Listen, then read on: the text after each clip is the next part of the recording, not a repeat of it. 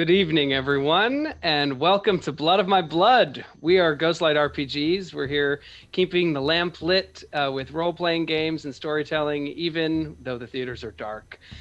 So we're a bunch of theater professionals. We're here to have some fun, play some games, and get ourselves properly terrified. My name is Graham Ward. I'm the dungeon master for the game tonight, and I'm joined by some friends. Justin Barron. Hello, hello. Yes, my name is Justin. I play Tiago, the Werkin cleric. And Emma Carter. Hi, my name is Emma. I play Adelaide, the half-elf warlock. And Ted Bushman.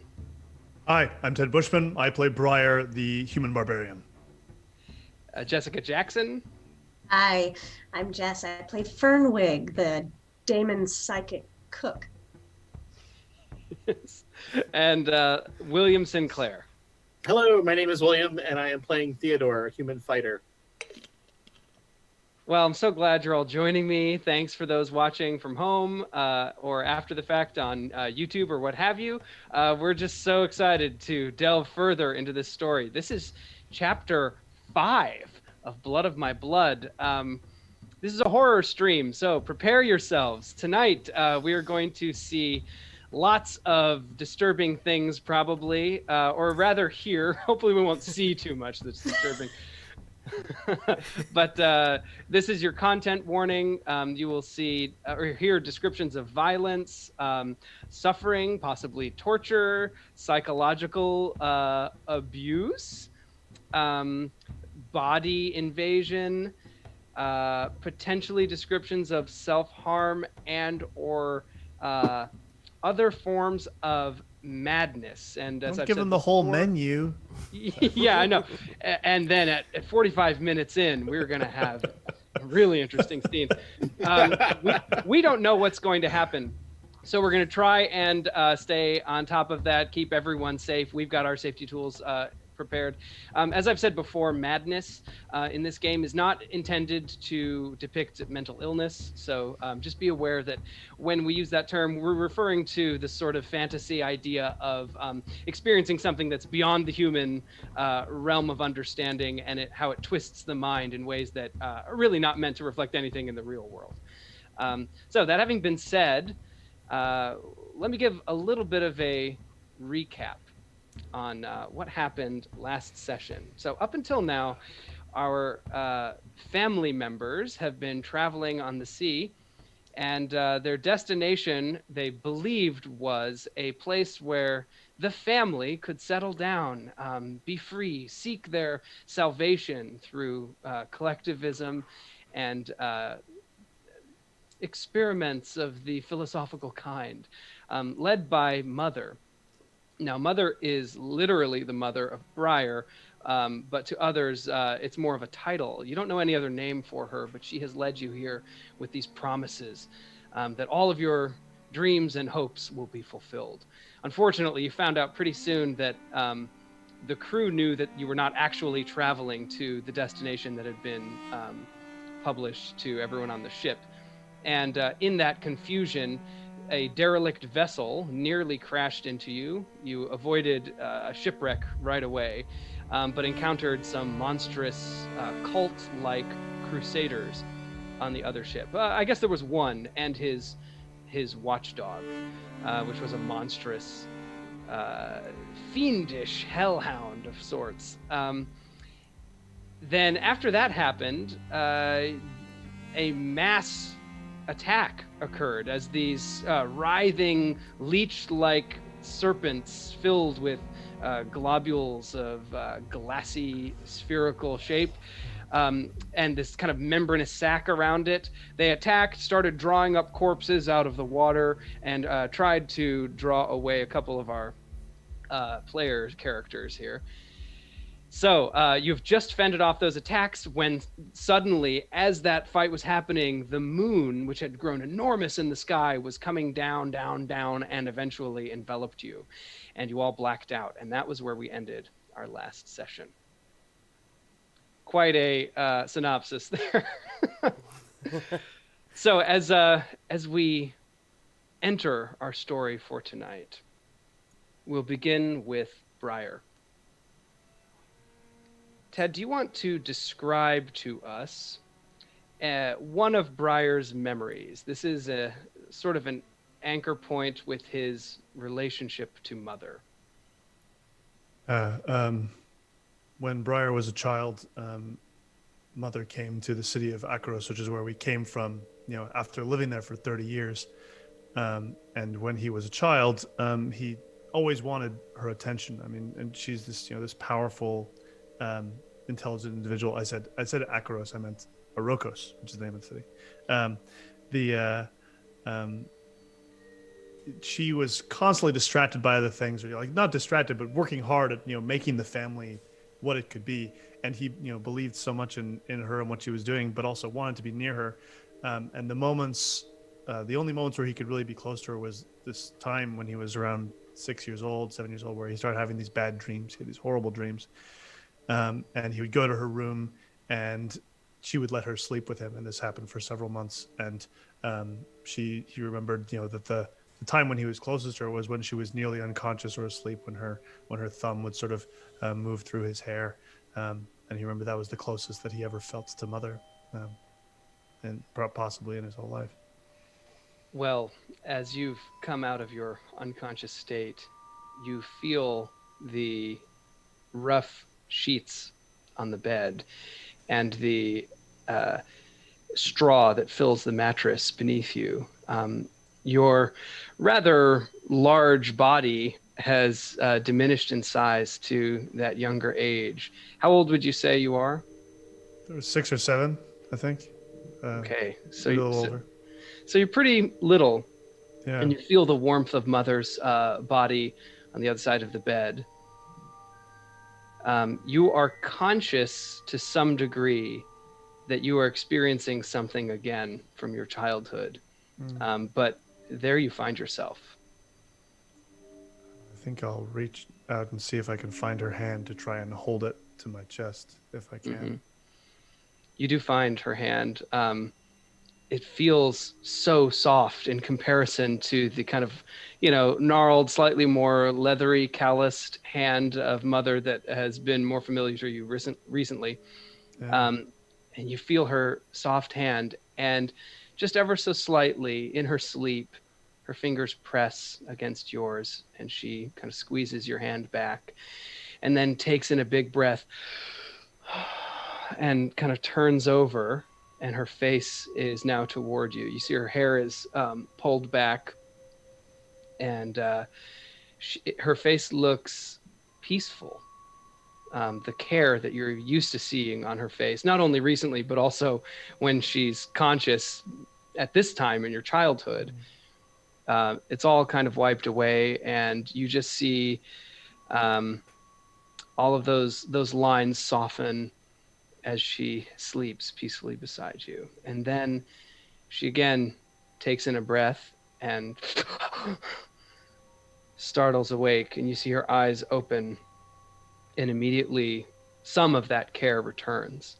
Yeah. And she looks at you, and you feel her hand kind of slip out of yours, and she says, "Are you all right?" Mom, did you have a bad dream, Mom?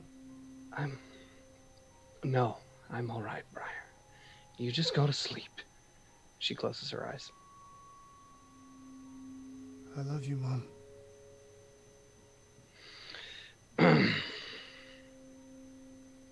Go to sleep.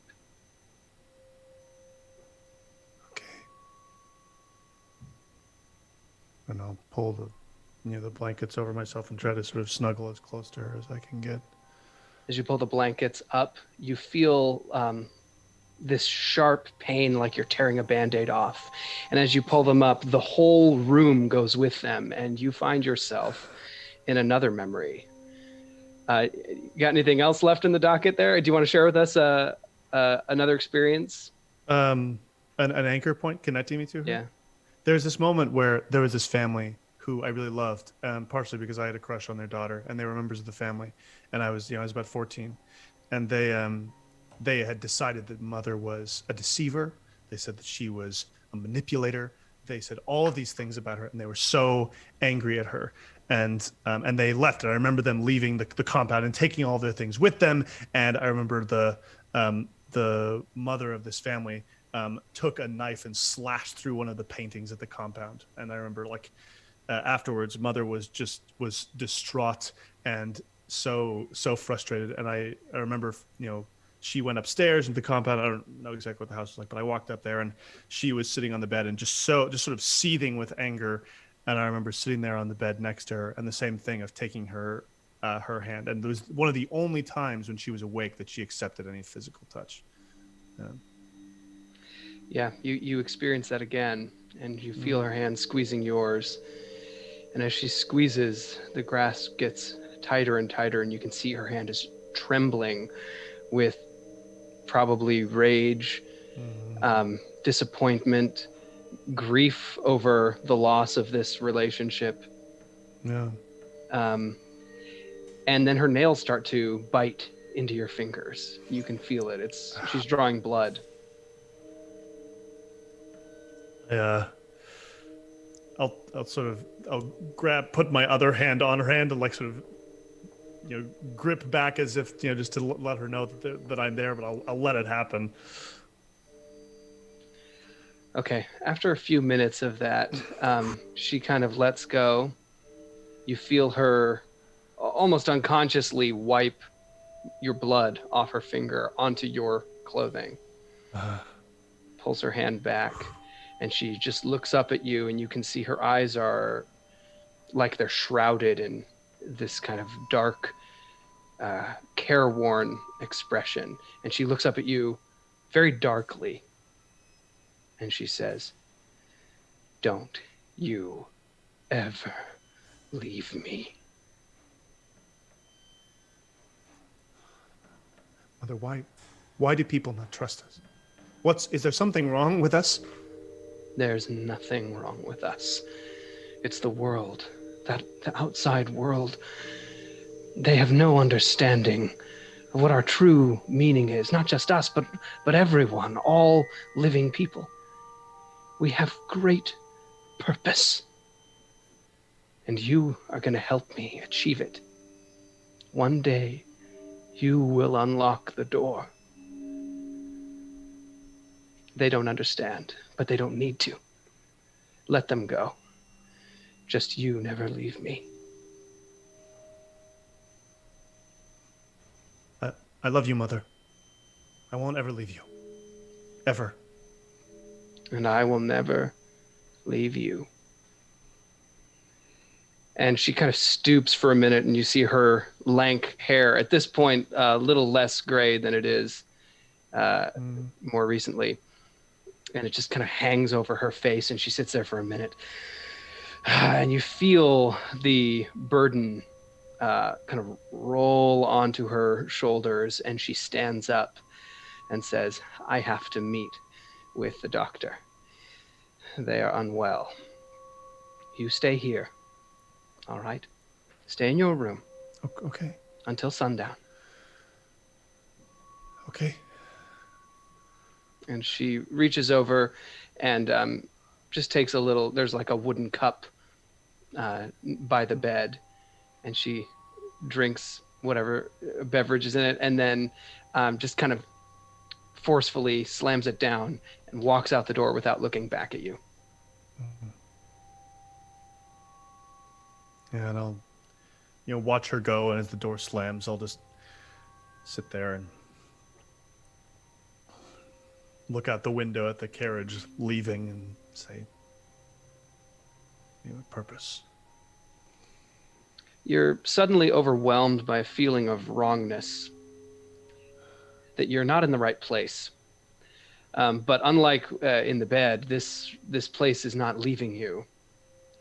You feel that that there's some kind of wool over your eyes, and you can't shake the feeling, but you don't see any evidence of what exactly is wrong. Yeah. So Briar, sort of feeling his maybe older self, realizing that he's in this younger version of himself, he's going to find maybe there's like a potted plant, and he's going to take it and he's going to shatter the windows of the room with it. just going to take it and slam it against the window. Okay, the window shatters, and suddenly a howling wind comes roaring through the room. You feel yourself actually blown back. You take 3 or 4 steps back as your native actual strength returns to you. You look down and you see your feet have grown. You're wearing sopping wet travel boots, the clothing that you wore when you were in the lifeboat. Yeah. Looking outside, however, you see what looks like a lush green pasture. There's no sense of where this wind is coming from, but it is deafening because it's whipping past your ears. And as it does, you hear the howls and screams of people as if they're being tortured.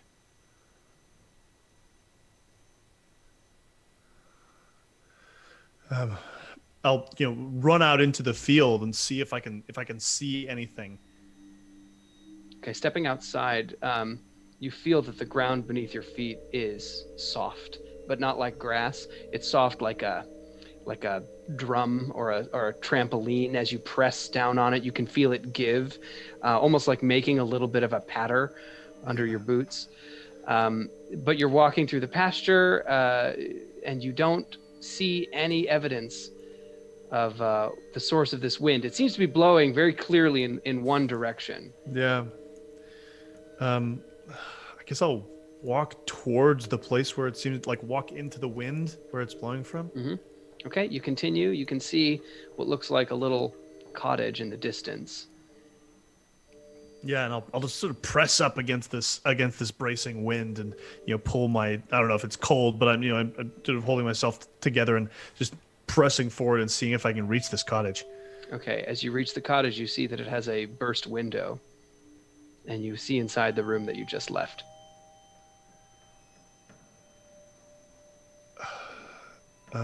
Okay, I guess I'll sort of let the wind push me. Like, does it push me back into the pasture if I walk behind me, or do I guess what happens when I turn around? No, you feel that it is blowing in the direction of that broken window. Same direction that it was when you first stepped out. Yeah, then I'll step up to it and see if anything's different inside, if it's all the same. It seems to all be the same. Meanwhile, let us cut over to some other folks. Tiago, you are also dealing with a roaring, deafening wind. However, you find yourself standing in a rocky outcropping. Every angle of stone seems to be jutting upward in these sharp, extended spurs of rock coming up out of the ground. There's no flat plane visible to you. If you picture yourself just in this massive vista of jagged rocks, and as you put your feet down, you can feel that it's all at a kind of curving angles, no flat place to place your feet at all. Okay. Looking out, what form am I in? Whatever form you were in previously, I think you had reverted to human. Okay, works for me. Great. Looking out, I mean, there's nothing I can see as far as I can see. Make a perception check. Sure. There's quite a bit of like nooks and crannies where things might be hiding. 19. Okay, so far off in the distance, you spot what looks like a humanoid figure, kind of dim, but wrestling with the wind, trying to move in your direction. Your perception check is high enough that after a moment, as you kind of examine them, you realize that this is the Dr. Hemalian. I tried calling out, Hemalian! Hemalian! I'm going to start walking or rushing towards them if I can. Okay. As you pick your way through the rocks, it's an excruciating experience. It's not necessarily that you're getting hurt. It's using every muscle in your legs that you haven't ever used as you tread through this weird angled rock, avoiding the sharp spots. And eventually, after what feels like 30, 40 minutes, you come within close distance of Hemalian, and they, at this point, having seen you approach, have just sat down, and they're kind of resting uncomfortably on a sharp spur of rock. Hemalian, are you okay? They sign at you. Hurt. I think I'll be all right, though. I don't have my kit. Let me see. And can I check them for any wounds or? Sure, make a medicine check. And while you're doing that, they say, "Don't worry, don't worry. Are you all right?" I got a 19 again. Am I all right? I guess I haven't really checked myself. Yeah. You feel okay. You did take some wounds, I think, in our last session. Well, yeah. Okay. Yeah. So any of that damage would still be in effect. Okay. Good to know. So then, I'm all right. Don't worry about me. I've seen much worse. With the roaring wind, you're basically forced to sign back. So Hemalian and you would be signing, just because it's almost impossible to hear anything. Sure. I'm gonna sign to Hemalian. Have you seen any others? No. We came through that barrier. Mother, myself, several other members of the family. This is far worse than anything I expected. But I have things I need to tell you. We need to speak. I hope we can find somewhere a little more comfortable.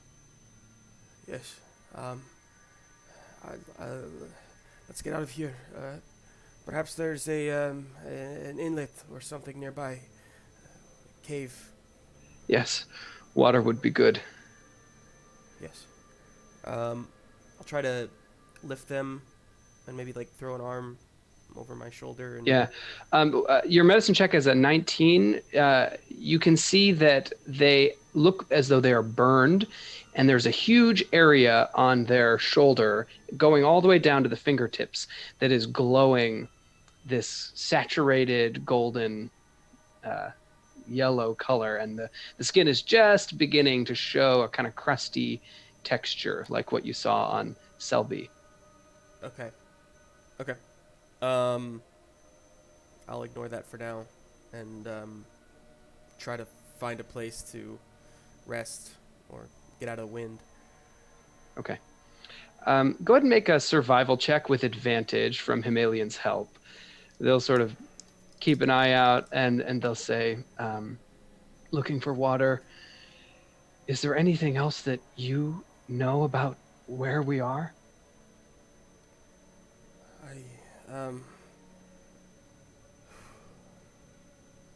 No. I'm trying to think. I'm trying to remember what Tiago knows versus what I know. I think it's fair to say that you shared all the information from last time. Okay. Well, I got a 21 on my survival. If this is Ayorak, this is the body of a god. I don't understand it, Hemalian. I don't quite understand how we can be here. You don't hear because of the wind, but you see Hemalian make the realization of what you're saying. Tears well up in their eyes, and they just put their head against your shoulder, and you can hear them sobbing, or you can feel them sobbing rather than hear. Eventually, as you pick your way through, carrying Hemalian on your shoulders, really this kind of unwitnessed act of heroism, because it's quite a difficult journey. You travel for, you really can't tell how much time it is. There's no sun visible. The sky seems to be just this sort of inky void. However, you can see very, very large in the sky, almost the same size that the moon was at the last moments of your encounter last session. You see a globe of Earth. And this is a view that you've probably never witnessed before, never even seen illustrated in any way. This is the world of Vinramar, the material world that you call home, is in the sky above you, and you're looking back at the continent of Arakul. And it is slowly but surely receding into this void. Other than that, you have no way to tell time, but after what feels like an eternity, you arrive at the edge of these sharp, rocky outcroppings, and you can see down below, there is a wide lake filled with blood. This dark crimson color, and it is bubbling. You can see steam rising out of it. And beyond that, maybe some miles, maybe 10 miles across, you see a tower rising up just faintly on the horizon. It wouldn't be very large to your sight. There are patches of land where you could move around the coast of this lake of blood. Okay. There. The tower. You see it? We can make it. Okay? Stay with me. Okay. Would you like me to walk for a spell? Do you think you can? You've given me quite a lot of time. I ought to try. Okay, but I'm here if you... We do this together. As you descend this last bank, you feel sheltered from the wind. It seems like it was blowing mostly from the other direction, and the noise, the din of it dies down a little bit. And Hemalian, again, kind of composes themselves and then signs at you. There's so much that I want to tell you. I don't know where to begin, and so much of it is so wrong. You know that Mother sent us here.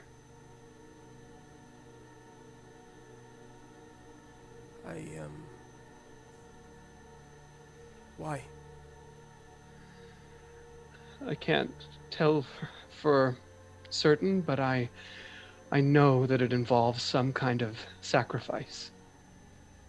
I can only think that she intended all this time to bring the entire family here. Maybe as a bargaining chip or a ticket. What else do you know? I know that Adelaide was anointed as her successor. You remember that? Yes. She confided in me. I can hardly say it. She has been chosen for something else. Something worse. And you hear them now start to make this kind of light moaning sound. And they say, She will not replace Mother for the family. She will replace Mother for the penance that Mother owes. Something about her will be harvested or removed. I don't know the details. I crept into Mother's room before we left the compound, and it feels like my whole world has been reeling ever since. You overheard this? She did not tell you? No, I found it written. Some diagram. It showed a creature of some kind with one enormous arm and one withered, shriveled arm signing a document and it being sealed in some kind of case with a woman's face on it. Would I know that case? Is that the same? That's not the chest we had on the boat, on the rowboat. So the chest you saw was just a plain wooden chest with iron banding and leather straps that had a lock with a keyhole. Okay. This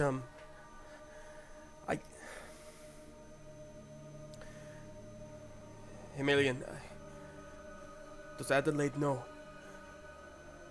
No. All right, If she's here too, we need to find her. it's not too late, okay? You told me. It's okay. I forgive. They look around at this horrible vista that surrounds you, and they say, I desperately hope you're right. This is. We have. Look at me. You and I. We have been through hell. Yes? We know. This is. We can do this. Okay? I think we're about to go through hell again. I'm only glad you're with me. Yeah, me too. To the tower? Let's go. Let's go. Okay, you continue walking. In the meantime, we'll move to Adelaide. Adelaide, you're living your best life. What are you doing? You're muted. You're muted.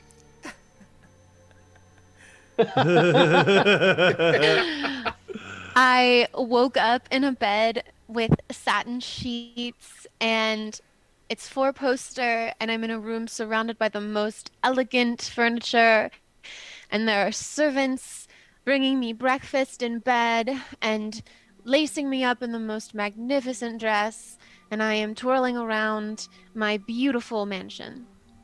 You've noticed that there are a number of servants at this mansion.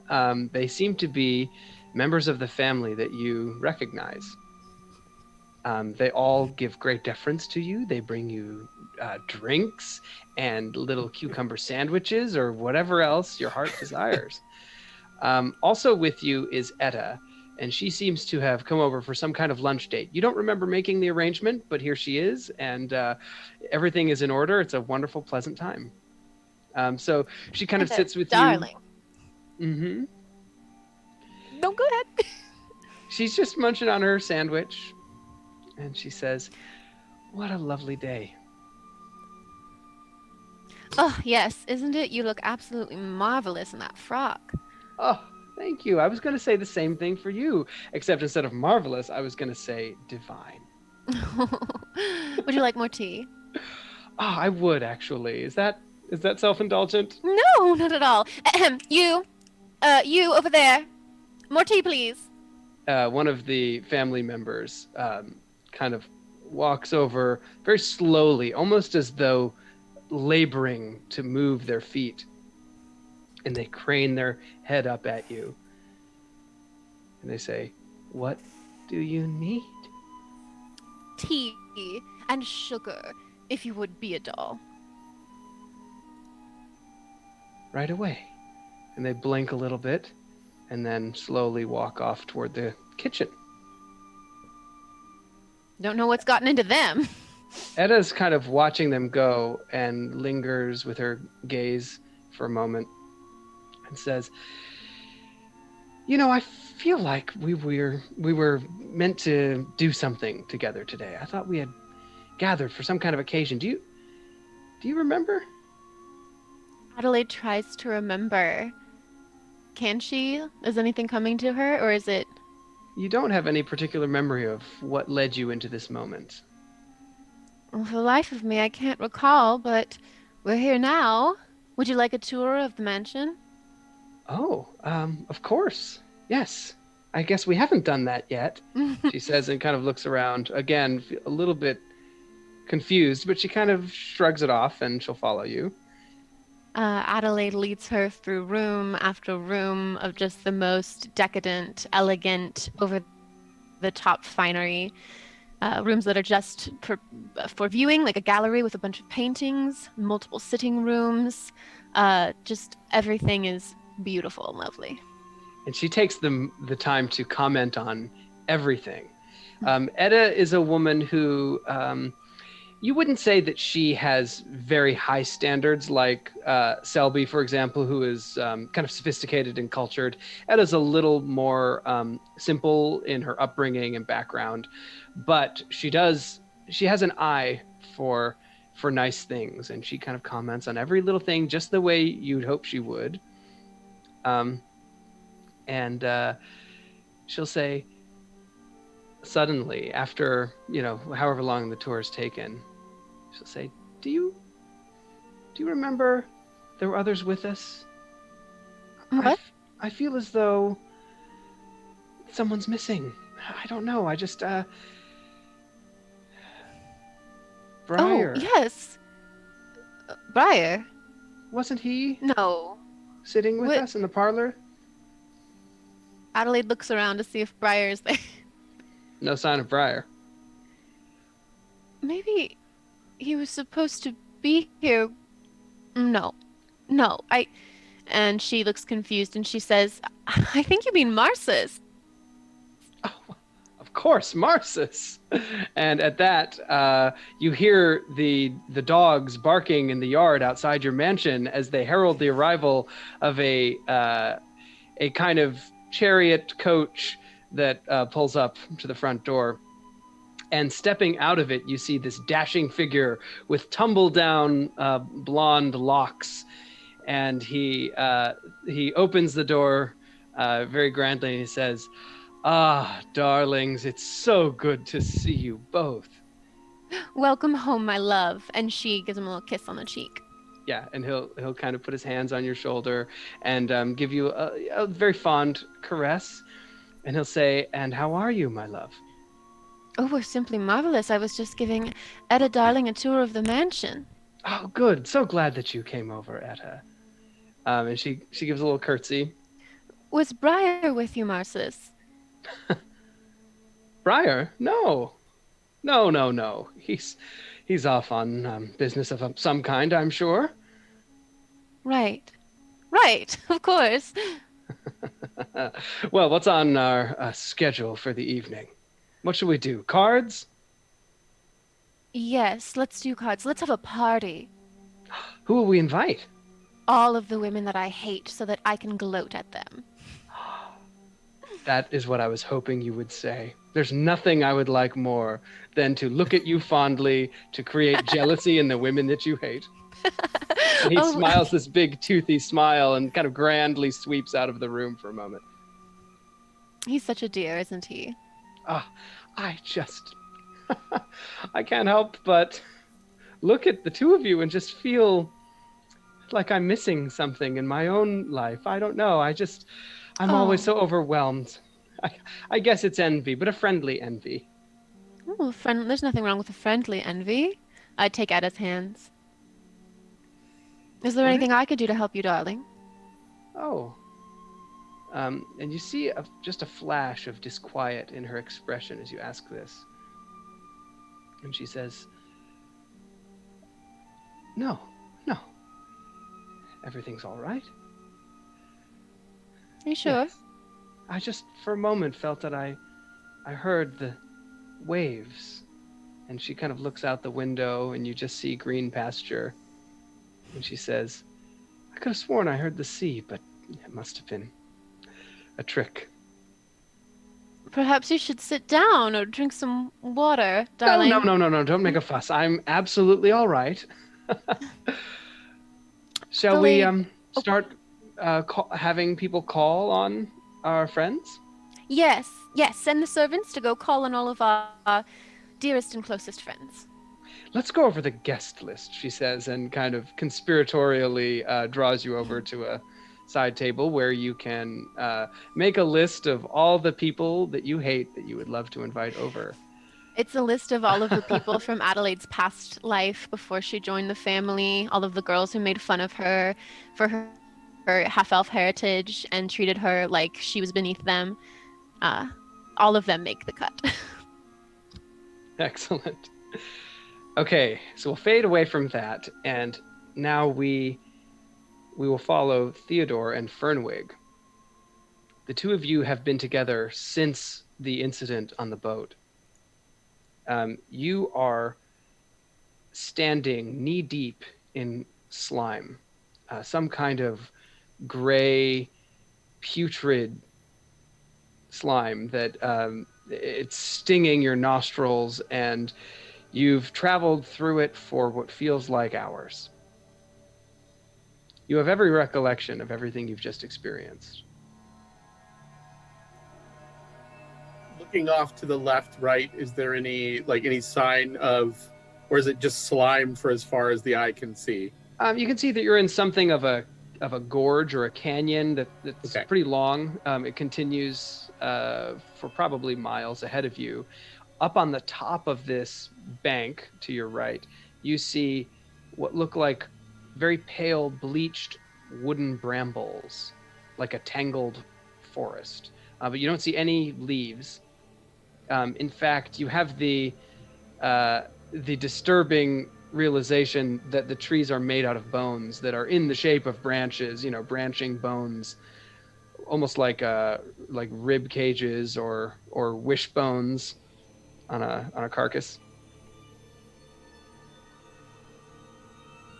Peering up at that, Theodore will turn to Fernwig and say, well, if you were a hulking brute or a shapeshifter, where would you be? As far away from here as possible. With that, Theodore will continue to make a little bit more progress, like kind of poking down in front of him with his sword. I'm assuming that it's just all feels the same. And no. The surface that you're walking on beneath this covering of slime does occasionally have some kind of texture or shape beneath it. So when you poke your sword down, you can feel it slide between something rigid. And as you walk, you do occasionally feel like a roll, as if, when you're walking on loose rock, not gravel, but wider rock, how it kind of tumbles a little bit under your feet. That's what you're feeling. And your sword kind of slides almost like between bones when you're cutting up a carcass.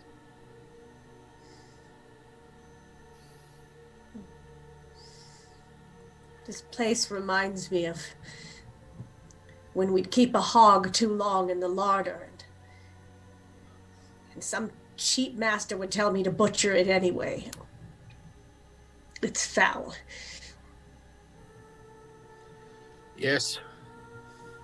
I have only encountered anything remotely close to this after many, many days at sea.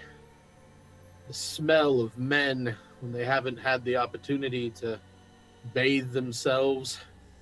They've been in one battle after another, and they are caked in their own filth.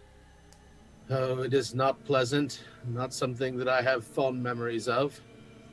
Continues poking the ground with his sword, like kind of piecing this together, and like maybe at some point kind of like just pushing the sword in and trying to pry and seeing what happens. Yeah, you pry up and you see a skull just rotate and lift its face above the surface of the slime. Right. That's what I was afraid was going to happen. Well, I suggest we make it to the other side as quickly as possible, lest we end up like whoever it is that found themselves trapped here.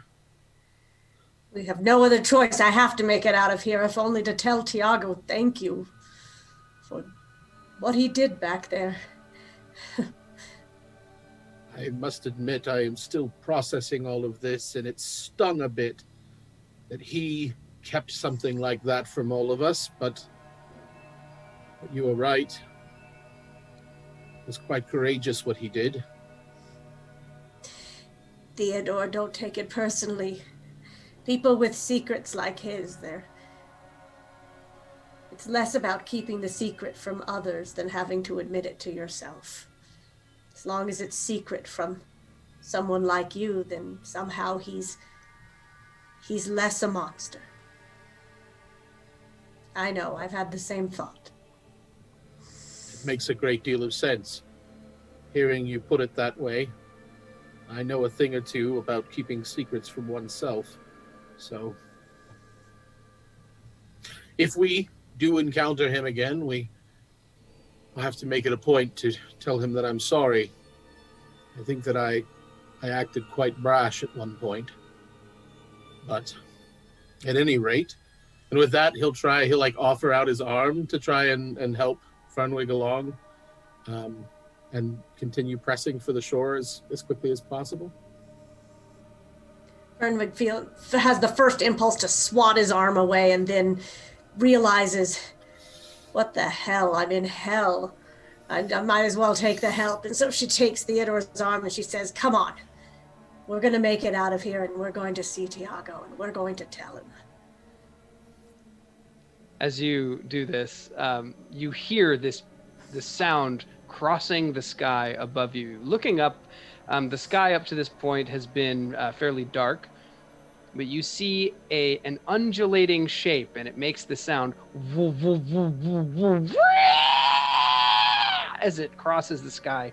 And you can see another one of these membrane-covered masses of globules in the shape of a slug or a leech, and grasped in its little membranous maw, you can see what looks like a living person who is just tucking in and holding on. You see wide eyes as the person is being taken along, almost like a gondola across the sky.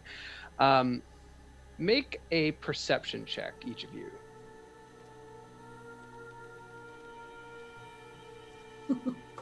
I rolled a 2 plus 2, so that's 4. 14 total for me. Okay, Theodore recognizes the person as one of the family members who had been on the lifeboat with Mother. So the lifeboat that you had not joined. So looking up, I'll stare at it for a moment and sort of freeze in place, not wanting to draw its attention, but then recognizing the individual. And I'll glance over at Fernwig and then share that information. It's someone from Mother's lifeboat. That creature scooped them up like that creature tried to grab you. Fernwig, still traumatized from her experience being swallowed up by one of those things, feels herself start to shake a little, and then she kind of clamps down and says, poor bastard, can we get to him? Can we free him? I have a short bow, but I don't think I could hit it. The only thing I could think to do would be to cry out. If you think that is best, I'm willing to give it a shot. And not seeing any sort of resistance, turns and just screams and hey, you bastard!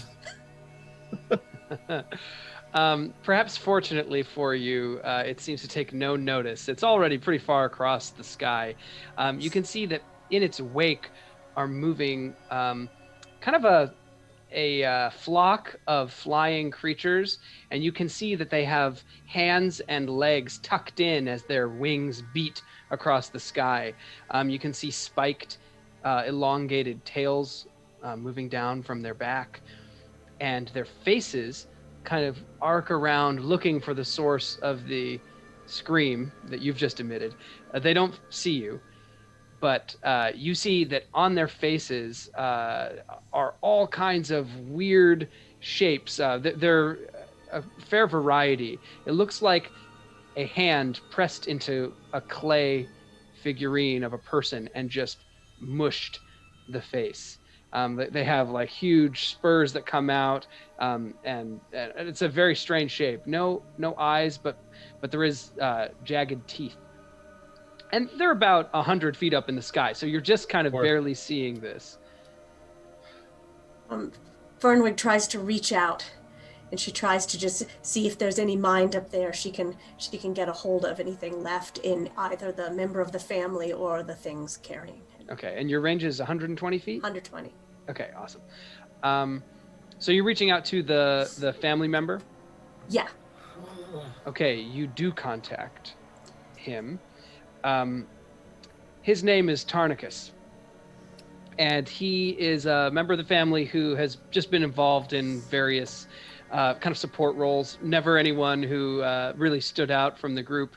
You would just know that he's a kind of upper level family member, and you would have been expected to respect him. And you feel yourself make contact with his mind.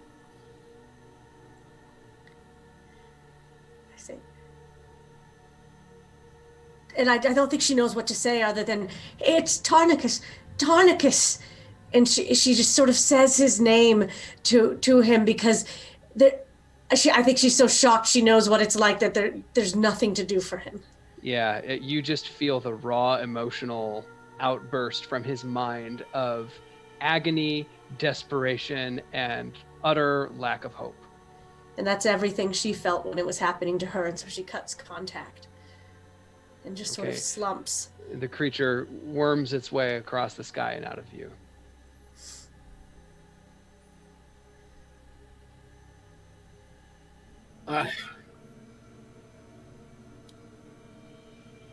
There's no use dwelling on it. Poor soul. The best we can do is try and get to the others. Perhaps we can spare one or two more from a similar fate. And hopefully not end up in Tarnicus' shoes ourselves. You're right, Theodore. Let's keep on. You continue traveling for a pretty long stretch of time. Now, it sounded like you wanted to cross out of the slime and try and make your way up the bank and then continue that way. Does that sound fair? Yeah, if the particular area at the top of the hill seems to stand out for one reason or another, it might merit investigation. And so, not sort of like once we get to the shore, I wouldn't imagine we would just like march straight towards it, but sort of carefully make our way in that direction. Yeah, right off the bat, once you get to the top of the bank and you can see this kind of forest, it's actually fairly ordered. It looks like rows in a vineyard, and these strange bone shapes kind of create the impression of a tree, and hanging in each one, pierced in many places on the body, is a humanoid form.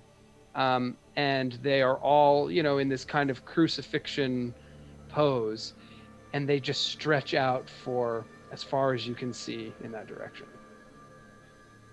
You can see figures moving around within these rows of vineyards with poles. And on the poles, they have what looks like rancid meat. Some of them are going around with jugs, like water carriers, pouring vessels of water and pouring them into the mouth of the people. And it seems that they're being fed and kept alive. And the longer you watch, you see that these creatures that are moving about are all of various shapes, but they all have kind of scaly skin, claws. Very, very clearly must be denizens of this awful, awful place. Again, their faces are kind of mashed. And you see their jaws kind of jut out in strange ways, and fangs hang down or up depending on the orientation of the mouth. And they seem to be going around the rows, keeping these people alive. And as you watch longer, one of them walks up to someone who has been disemboweled and picks up the entrails. And as they kind of slide them back into the body, you see that they are healing the person, as if they were at risk of dying and being spared the suffering. Theodore, I think we should go a different way. And I think Theodore would be sort of transfixed by this, like overwhelmed by. So it may take a moment or two before he breaks free and sort of comes to, turns to Fernwig. Yeah, yes. Right. Right. Perhaps this direction. And like very uncertain of sort of everything. And is it possible to like just kind of turn to the like and move towards the right along the bank away from this particular area? Mm-hmm. Yep. And so you chart another direction, moving along this canyon, hopefully staying out, between the slime and the forest of crucifixion. You wend your way, and we will cut now back to Tiago and Hemalian. You have made your way through along the bank of this boiling blood lake, and you're now within sight of the tower. And what you have seen is that all spanning this land around the tower, which is kind of ashen, almost red soil, and it's beady. Like if you look at the bottom of your shoes or boots, you would see that it's collecting like little gelatinous specks that kind of collect in a sort of sand. Yeah.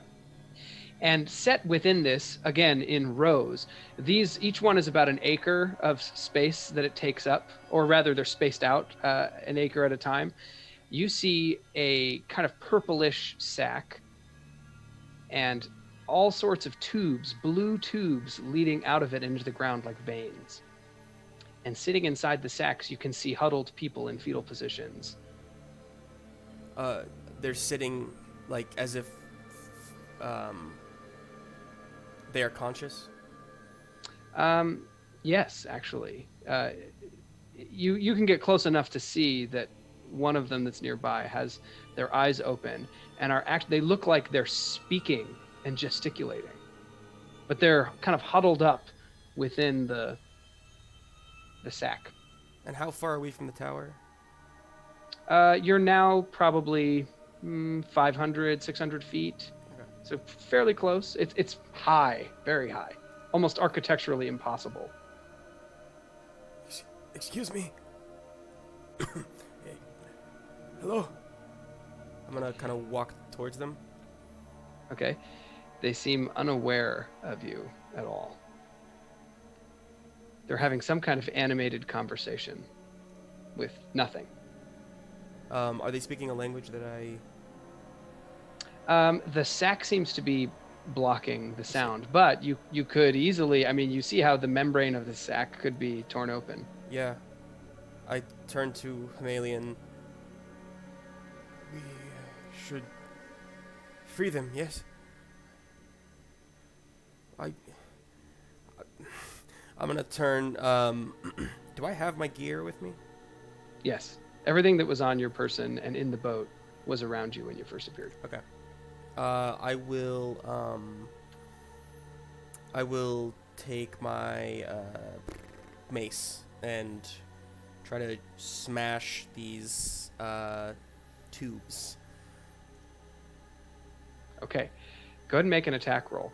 That question reminded me, so Theodore, if you would like, you would be dragging the chest. How could we forget? I know. Yeah, I did. Like as soon as you said that, I was like, oh man. And as goofy and improbable as that would be, I think that Theodore would probably be doing that as best he could, if for no other reason that it's like, I have control over nothing, but I have control over this chest. Sure. So, and he's not unconvinced at this point that the thing inside of there may actually help him if he were to set it free, despite everyone else being like, that's a terrible idea. Let me say this, because it hasn't been entirely clear that the chest contained another ceramic box which is the object that you Right. are familiar with. Okay. So you could remove that, and it's only about a foot by a foot by a foot. So Yes, and I think that like as soon as that became clear to Theodore, that's exactly what he would have done. Like remembering how it was used and yeah, so sort of figuring all of that out. okay, so Fernwig, you would have seen that it's a ceramic box that has a turning knob that needs to be turned 360 degrees, presumably, in order to open it. And emblazoned on the ceramic face of the box is what looks like a veiled woman's head. So okay, so you're carrying the box. You can kind of tuck it under one arm. It's not too big. Back to Tiago. Was I making an attack roll? Sorry. Yeah, What- yeah. Okay. It is 14. Okay, you slice open the tube. It immediately starts pouring out this blue, almost like a blood. Okay. Does it seem to have any effect on the people inside yet? Is it Not yet. okay? I'm gonna keep smashing the rest of them. Okay, you can take the time if you'd like to cut them all. Hemalian will start opening up the membrane, and they reveal the face of the woman inside who's having an animated conversation. You don't recognize her. You can see, though, as soon as the membrane opens and those tubes stop emitting the fluid, once that fluid runs dry, the woman kind of looks up and looks shocked at what she sees, and she's just totally stunned. She makes no real reaction other than you can see her kind of retreating It's okay. from being aware of what's going on around her. Stay still. It's okay. We are not going to hurt you. Do you understand me? She just kind of nods woodenly. The other person, was there another person in there?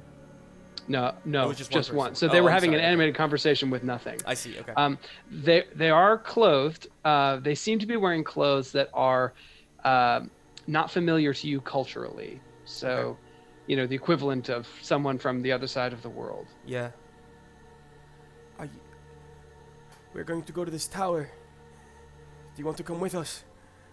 Out of maybe to safety.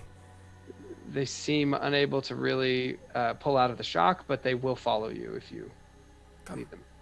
Come on. Yes.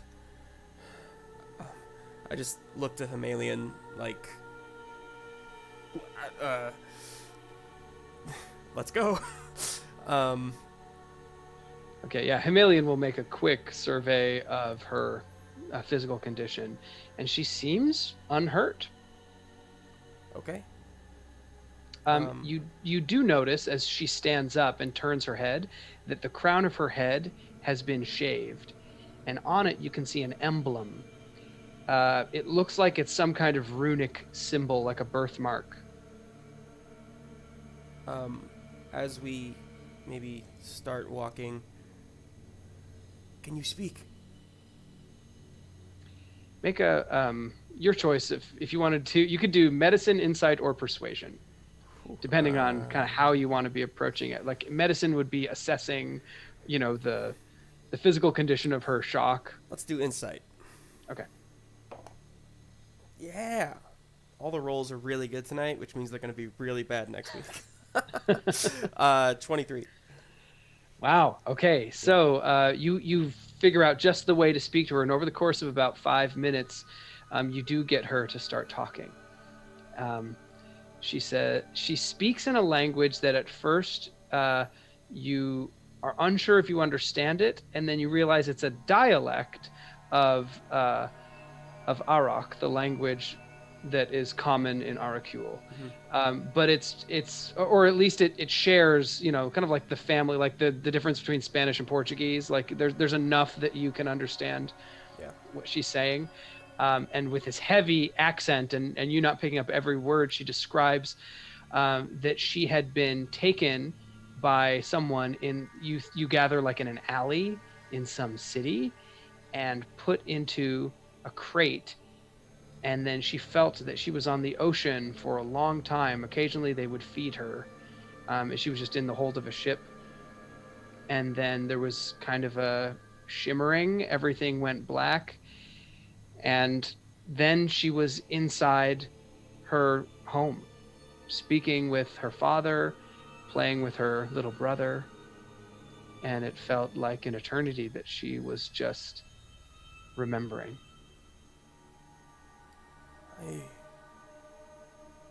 I think Tiago gets a little lost in memories himself for a moment. And finally, I'm so sorry to bring you out of that peace. It was a lie anyway, I think. She looks back at all the fields. There are hundreds of these people. Yes. Sometimes it's better to live the lie. The people who took you. I'll kneel down and in the well, there's not really sand or dirt, is there? No, the dirt is these little kind of gelatinous spheres or grains. I'll just turn to her and I'll say, do they have a mark here? Kind of indicating the line,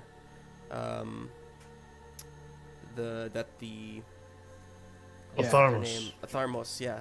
The Atharmos. She looks kind of surprised that you would mention that, and she says, "Yes, it's down the center of the here, yeah. of the right eye." Yes, they are a big reason that we are here as well. We need to help all these people, but we have to help ourselves first if we're going to do that. So let's keep getting to the tower here, okay? What will we do once we reach it? And now that you're closer, you can see that the tower has no windows whatsoever. It just goes up, up, up, up, up. Clearly, you can see architectural features like ramparts, buttresses, things like that, archways, and it's just this kind of monolithic tower that goes up like a great, kind of like the Leaning Tower of Pisa in its architectural style, but with hooks and angles that make it seem much more malevolent. And the color of it is this very dark stone. Look, as far as I can see up, there's no entrance inside. There could be an entrance. You don't see any windows, though. And you would imagine, based on the architecture, that there's an entrance like on the far side. So you'd have to skirt around it. Okay, and it's large, and it's... Yeah, it's big. Very big. Perhaps we should start walking, see if we can find the way in, yes? Any ideas? Anybody? Right. Yeah, Hemalian kind of gawks a little bit at the situation and then says, I wonder about that tower. I wouldn't go around this place opening doors. Maybe we can look among these rows to see if any of our friends are here. It could take a while, but if we have nothing else to do. You don't think there's answers inside? Oh, there could be answers, but I'm not sure I'm ready to face them.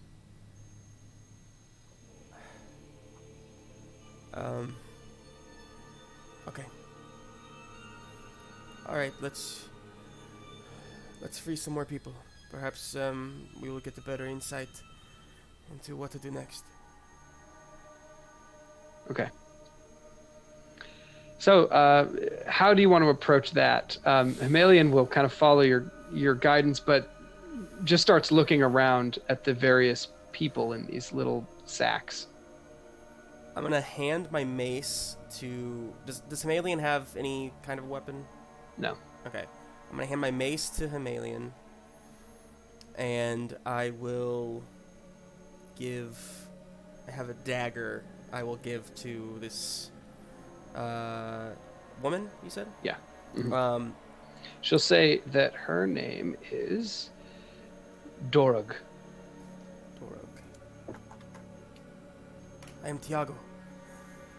Listen, Dorok, you take this and stay in eyesight, everyone, okay? But just go row by row. You go there.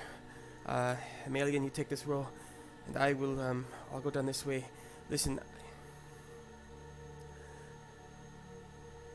you're going to see me become something else, okay? Do not be scared of this. It is not going to hurt you, okay? It's going to make us go faster, okay? Okay. All right. Okay, you Hemalian seems to brace themselves. You go. I look to Hemalian. There's a lot that I have kept from you too, my friend. And hopefully one day I'll have the chance to tell you about it. I have the same.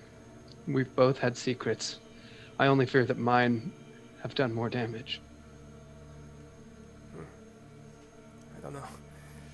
Mine can do some good damage. And then I'm going to, just kind of fall to my knees and start kind of undulating on the ground, ripping through some of my clothes again. And I just want to run down the rows, just like slashing these things open to where the blood will leak out. And yeah. Okay. So you go on a frenzy, and you manage to work your way all around. You'll probably get about 60 of them over the course of the next 30, 40 minutes. Okay. And it's around that time that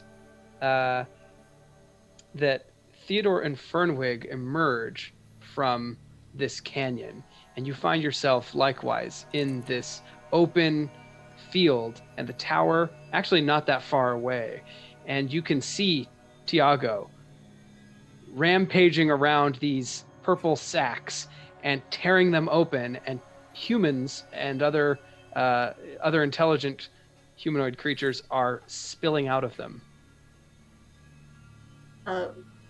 Fernwig's first reaction is to grab Theodore's arm and say, "Tiago!" And then she looks at what he's doing and she goes, "Oh."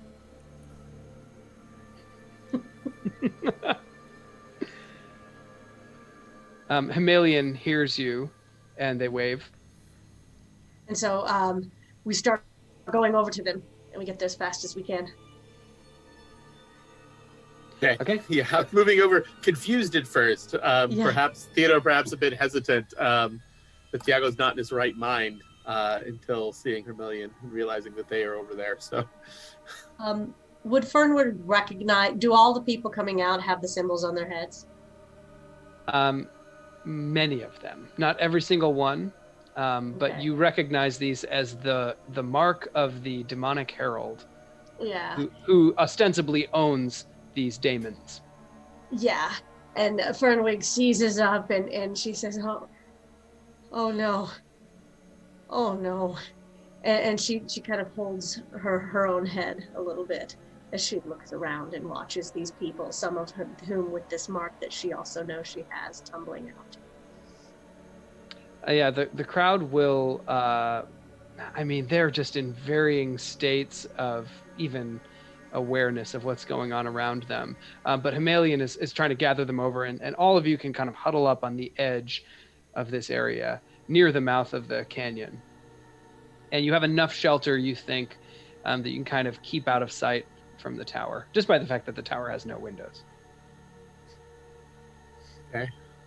I'll sign to Hemalian and just say, "What can we do?"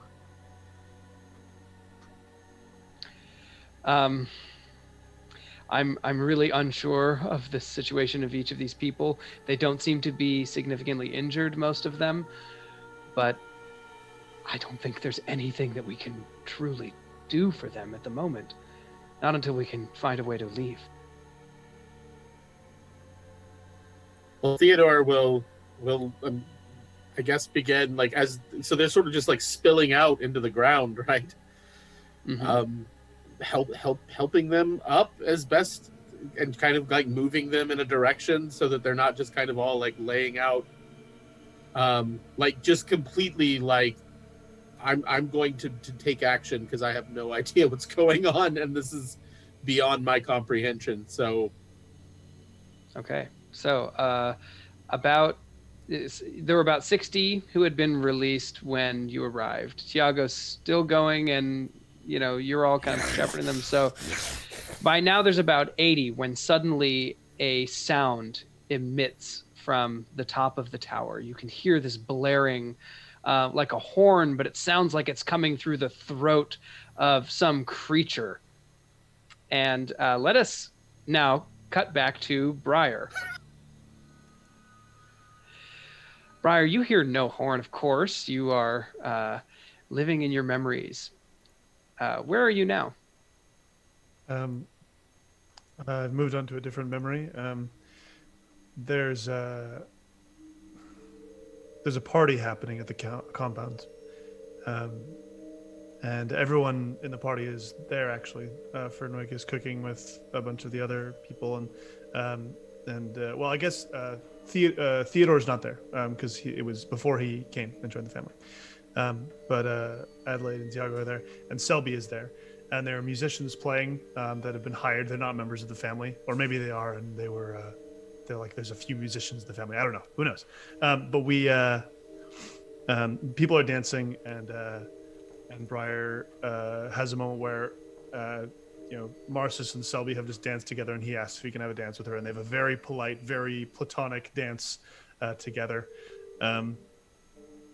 And he sees Mother in the distance across the ballroom, and I don't know what she's doing. What is she doing, Graham? Mother is talking very animatedly with Hemalian and with the other family member, the agent, Karanis. Yeah. Yeah. Briar's just sort of living in this moment, remembering all these good times with Selby, having this friendly talk, and yeah. As Selby dances with you, she says, "You seem very nervous." I don't wear ties very often. No, It kind of chokes me. Of course not. Are you doing well? I feel like I've had some nightmare where you were harmed, and I'm sorry. I know I'm so protective of you, Selby. I just You need to relax. And she kind of like swats your shoulders or kind of gives you a sign to like just let go a little bit. Mm-hmm. This is a dance. It's meant to be fun. You're right. I suppose I was good at it, and so he's sort of clumsily tries to lean in and enjoy the dance with her. She exchanges kind of a knowing glance with Marcus, who you're passing by in the dance. Mm-hmm. You just catch them sharing a moment that is about you that you are not a part of. Yeah. And I sort of take the deep breath in that and accept it, and I say, are you looking forward to the wedding? Yes, very much. I think we've got everything planned. We'll keep it simple. Just maybe 12 of us. You, of course, will come. If you would like me, but please do not feel obligated to invite me. No, it would be most remiss if I didn't invite you. Thank you, Selby. I don't know what the family would be like without you. It was a darker place before. Don't tell Mother that. A bit duller, I'm sure. Yes, indeed. Precisely. Imagine my 30-some years before then. That's not counted. I look around tonight and I see all these people. So many of them I met when they knew nothing of this place, of these wonderful people here. And now their lives are changed. They've learned so much. Yes. It's really an honor to have brought them to that place. Don't you feel honored, Briar? You're a part of it as well. suppose I do. I hope that Mother says that once everyone believes what we believe, the world will be changed. It will be better. I hope people will listen. I hope that what we're doing is right. I mean, it is. I know it is. Yes. Are you enjoying yourself? And she moves in. She's very slowly getting closer to you. Are you enjoying this fiction? Mother? Mother, is it you? Oh, Briar. This is all wrong, isn't it? You're trying so hard to remember some gloss-coated version of what happened. And this is not it. I don't know where I am, Mother. There was You a wind. need to find yourself. Dig deep. I'm gonna throw Selby back, or just back away from her and sort of walk through the ballroom looking for a mirror, looking for a room where there's a mirror. Okay. Selby takes 2 very sturdy steps back, hardly moved at all by the force that you throw at her. You pay no mind to anyone else. Everyone is now turning and looking at you, and you hear several people shout, "Liar! Liar!" And someone else says, "This isn't what happened!" And then you enter a side chamber, and you see in front of you a mirror, and the mirror has that arced gravestone-like silhouette or outline, like the mirrors that were in the ship, which I don't think Briar caught much of a view of, just during the fight, I guess. Yeah, it was a very momentary glimpse as he leapt down. Yeah. It's just standing there alone in this parlor, and you have this moment where you just lock your eyes on it. Well, stepped up to my reflection. Is it the same as I imagined myself? Am I, in the clothes from the party or the clothes from the boat, or? What you see on the other side is a kind of purple-hued cast over your current expression. And as you're looking at it, you're moving, and you can see what look like blue tubes that are feeding into your chest, your shoulders, wrapped around your fingertips. I'm gonna try and tear at them in the dream. Okay. None of them are removed. Yeah. I'm gonna grab there's probably, I don't know, a pot in the room nearby, and take it and Sure. try and slam the mirror. I'm slamming everything. Slam the mirror. And see Okay. if anything happens. Make a wisdom saving throw. Okay.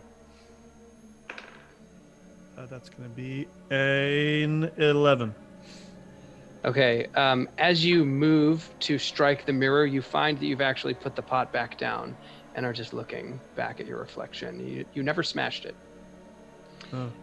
Tiago, it is at this point that as you're tearing through, you see Briar sitting in a sack with blue tubes coming out of his body. He lifts his hand and then slowly lets it drop. Just kind of looking inside for a moment at what he's doing, and then I will just rip it apart. Okay, Briar, in the mirror, you now see the form of the werewolf that you saw Tiago take. And Tiago reaches up to the glass and tears it open, and this howling wind again washes over you. And you open your eyes, and you are sitting in a field of red, gelatinous, granular sand with Tiago standing there in the wind.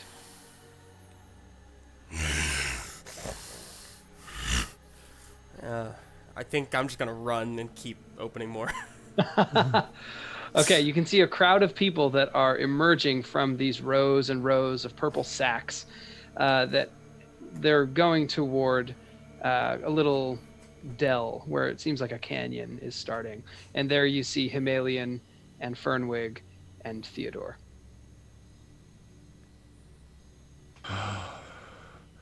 Where is Adelaide? Have we seen her? Once you arrive at the group, they can respond to you.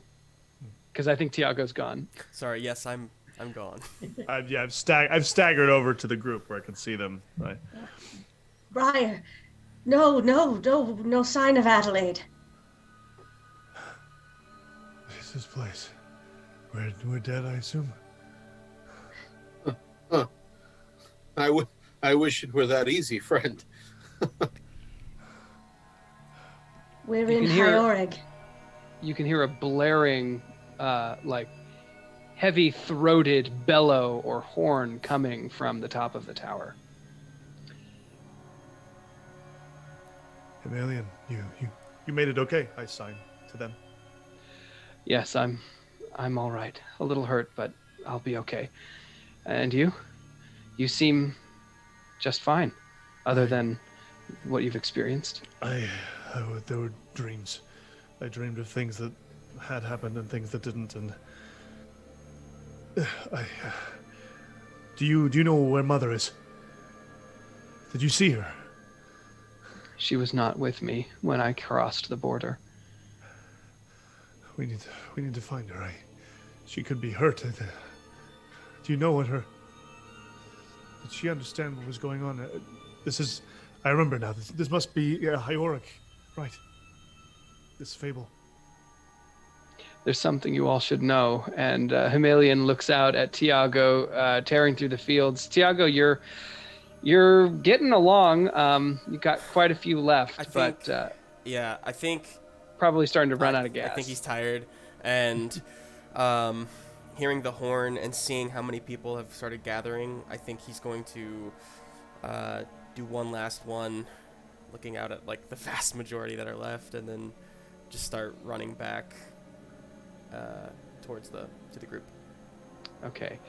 Hemalian will essentially share the same information that they shared with Tiago about Mother intending to bring you here, about they will leave out that Briar is meant I'm trying to remember how much exactly they shared already. I guess they talked about Adelaide, so they'll focus on Adelaide. Yeah, that was it. Briar. And speaking of Adelaide, let us move back to Adelaide as the others converse. So Adelaide, you've had this wonderful party. All of the people who are your enemies have come over, and they've just been terribly jealous of you for a whole evening.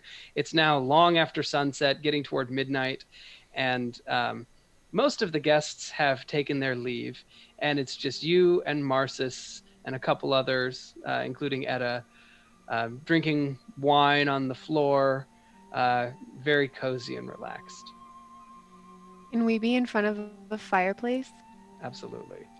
Yes. Oh, this is perfect. I never thought I could get, this is Marcis, I never thought I could get so much out of watching all those people just writhe with jealousy. Oh, stop it. Etta, darling, what are you, come over here. Come sit with us. She turns from a window that she's been looking out, and she says, yes, I'll come over. And she comes and sits down with her little drink, and she says, I was just having a thought, like I was supposed to remember something, but I'm sure if it was important, I'd remember it. What were you looking at? Oh, out the window? Yes. I thought I saw a little serpent moving in the grass in the moonlight. Really? It slithered away. I didn't get a very good look at it. Adelaide goes over to the window to see if she sees anything. Looking out the window, you have this sudden sense of one of these undulating membranous creatures with the glassy globes inside their bodies. Just like, woo, this flash moves across the window for a second, and then you blink and look out, and it's just a a pasture. You can see some trees, gentle breeze. It's quite dark. I think I've had a bit too much to drink tonight. Etta is now looking at the ground, very, very sullen. And Marsus is trying to tell her a joke. He's about halfway through. He says, and then I told him that, no, I'm not the doctor. I just got here yesterday. And he looks over at you. He sees no one laughing and, and then he takes a drink. Where are the others? What do you mean, dearest? The rest of the family. I didn't see them at the party. Oh. You know, you're right. I like to stay in without all that family around anyway. It's better to just be with you. And he kind of stands up and comes to you, takes your hand. Yes, of course. And Adelaide has a moment where she has this feeling, and she says, Silver? Where? And she's starting to kind of like remember a little bit, if that's okay. Yeah. Marsus just kind of grins at you. And Etta, as you say Silver, Etta looks with an expression of terror in your direction and then looking around the hallways. You don't see any answer to your call. But I look Martha's down just at my kind of grins hands. at you. I look down at my hands and I want to see if there's that like cheesy texture on my fingertips. No, they are unblemished. I'm gonna point my hand at the fireplace and try to cast Eldritch Blast. Okay, you have this sense that like there's a little bit of like a flash and a smell in the air that reminds you of when you cast the blast before, but you don't see any effect of it. This feels... How long have we been together? All evening, my love. No, but when did we move here? Oh, well, ever since the day we married. I'll never forget it. You were wearing... He just keeps on this train of conversation. Adelaide is looking around for some sort of like sign or clue. She has a feeling that something is wrong, but she doesn't know what to do. Mm-hmm. Okay, make an investigation check. Okay. Well, I rolled a 2. So, Okay, you don't notice anything other than you kind of step out into the hall and there is a very large mirror with a curved top. she goes to look in the mirror. She's feeling a little flush and she just kind of like a little overheated from the fireplace. And she goes over to the mirror and kind of just touches her face. Looking in the mirror, you can see what look like 100 kind of crystalline facets, like the facets of a gem reflecting. And it looks, like that kind of funhouse image of the fractured reflections, hundreds of yourself looking back at you. I touch the mirror. Okay. It's glass. It feels very warm to the touch, though. Etta, will you come here a moment? You don't hear a response, and no one comes. Etta! Marcia says, are you calling me, love? She goes back into the room. Okay. Etta is standing, staring at the wall. You just see the back of her head, her hair hanging down, her hands at her side, and she's just totally focused away from you. I go up to her and I try to get in her line of sight and I take her by the shoulders and I say, Etta. She turns to you, and as she turns, you can see that she has the markings of the Atharmos on her face, but instead of scars, they're open wounds. One down from the eye, one down. You can just see it sort of peeking up from her blouse. You can see blood kind of starting to soak through the clothing where she has been wounded. One down her arm and along the palm of her hand. Oh, I take a step back. What? She says, I don't know what's happening. What has happened to you? You were fine just a moment ago.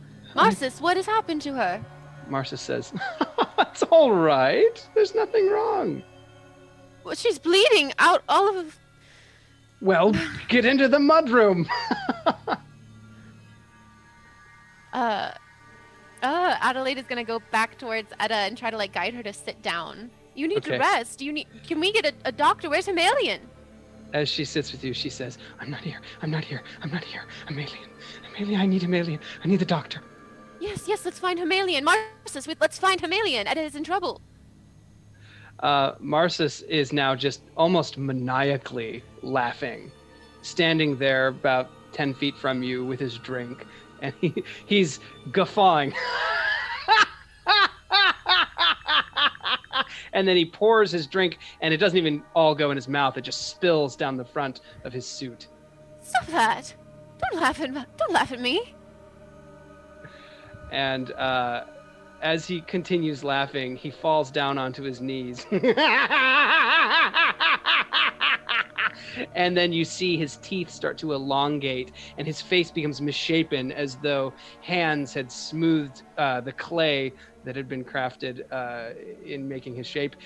And his skin begins to split, and underneath it you see these kind of dusky purple scales or tough hide. And I step back and I grab Etta and try to move away with Etta. Okay, suddenly where you're holding Etta, you realize that her hand is around your wrist, and it is iron cold, and you look down and you see a manacle on your left wrist. It doesn't seem to be attached to anything, but as you move it, there's a chain that kind of invisibly, it just sort of disappears into nothing when it gets about 6 inches out from the wrist. I try to back up. Is Etta gone? Is she still there?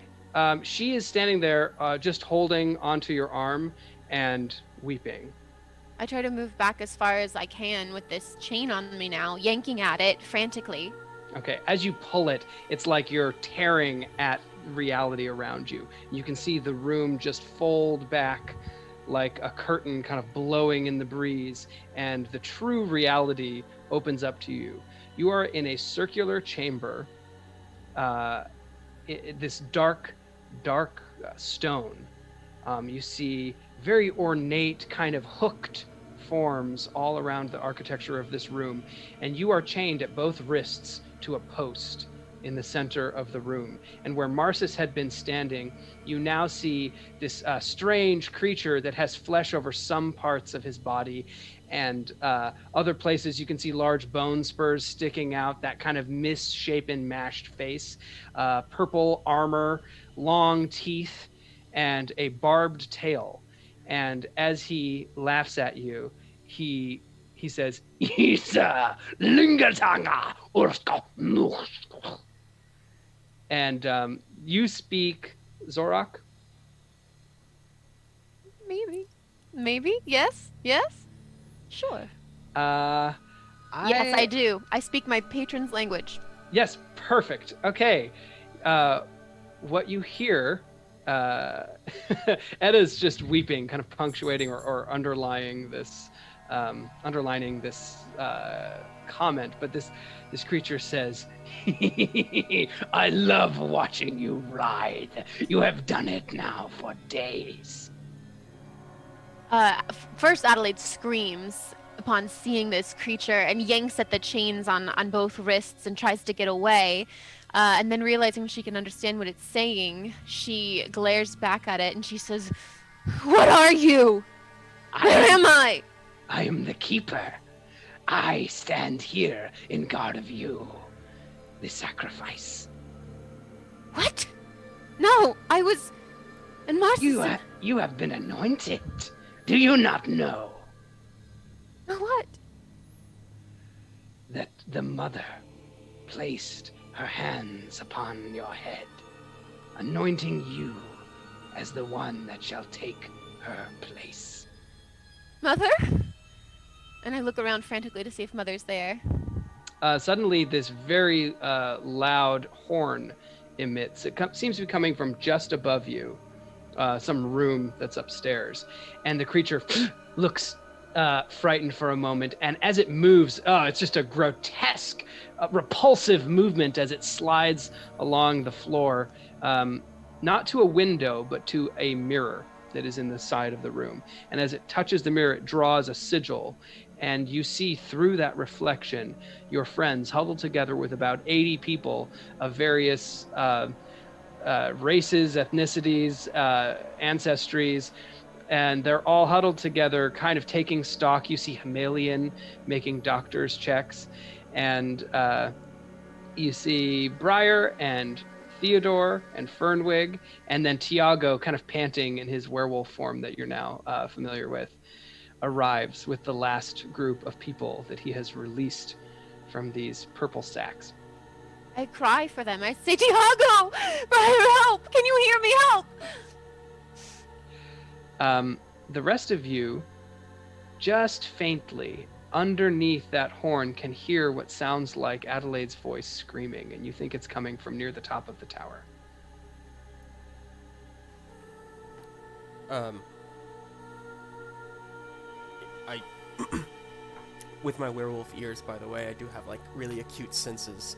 So yeah, I think I just kind of do one of those dog whines, you know.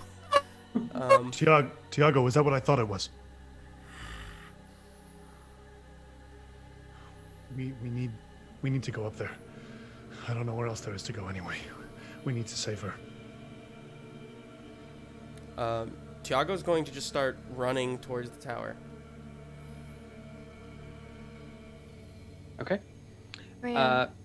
Yep. Can Adelaide try to cast a spell on this keeper? Yes. You haven't mentioned specifically since we got into the room where you're chained to the post, but do you want to try and kind of slip out? Because I would assume you'd want to check and see if you could get free from these manacles. Yeah, she's been pulling at the manacles frantically. Okay, make your choice of an athletics or acrobatics check. I believe we're going to do... Ooh, it's not that much of a difference, so we're going to do acrobatics. Okay. And I rolled a 5, plus 1, 6. Okay, so you're not able to pull free. However, as you start to cast a spell, you notice that it works. So what would you like to cast? Hearing the horn go off, I instinctively cast Toll the Dead at this creature. Okay. I just glare at it, and like Adelaide just screams at it instead of like making a bell sound. Like she kind of matches the horn that's going off, and she just like at it. Okay. Let's see. It rolls a 12. What is your save DC? My save DC is 14. Nice. Okay. So as this blaring horn sounds from your mouth, how much damage does it take? Let's see. First roll of damage. Let's see. So that is going to be 1d8 necrotic damage. And I rolled a 5. Takes 5 damage. You see a piece of the flesh that's sort of stretched against some parts of its body recedes and starts to kind of deaden, turn green in front of you. And it looks at you and says, "No!" Oh, just you wait. It says, "I have instructions. You must remain still." And then it actually is going to step into the mirror, leaving you alone in the room, and Edda is there. You notice that suddenly she is in the corner, having fled from you. She's also bound, but she is not like tied to a stake the way you are. Edda, do you hear me? Edda. No. Edda, you have to try to get free. You have to try to get away from here now. Make a persuasion check. All right, a 12 plus 8. Okay, wow, very nice. 6, sorry, 6. Okay, so she kind of, you draw her out of her panic, and she looks down and she starts trying to twist her way out. She'll actually walk up to you and say, do you have any of those capabilities I've seen, just in case, like a spell or something? I have magic, yes, I do. I do. But but I need you to help me get free first. Okay. So she will make a check to try and get out.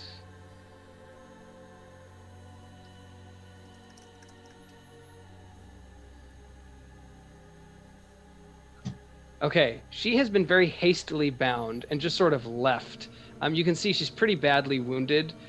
She has a terrible gash across her head that looks like it's already kind of festering. Nevertheless, she pulls one hand free, and now she has use of her hands. And she says, I don't see a key or anything around. What can we do? Get out of here. Hide something so that he won't see you when he comes back. Or, oh no, I have weapons. And Adelaide's trying to gesture towards her skirts. I have a mace and a dagger. Okay, you'll notice that the mace and the dagger have been removed from the person. There's also no exit from the room. Just this, maybe the mirror. She says, should I try it? I don't know what else to do. Yes. Okay. Yes. She walks up to the mirror, and as she does, you see a dark, glowering reflection of her looking back as she steps toward it, and you just see this dark reflection reach out, take her, and she is pulled into the mirror and out of the room. The rest of you are bounding in this direction toward the tower. You can see what looks like one grand entrance on the bottom floor. Huge doors of what looks like, maybe mahogany or some dark wood. They're just towering, maybe 20 feet up.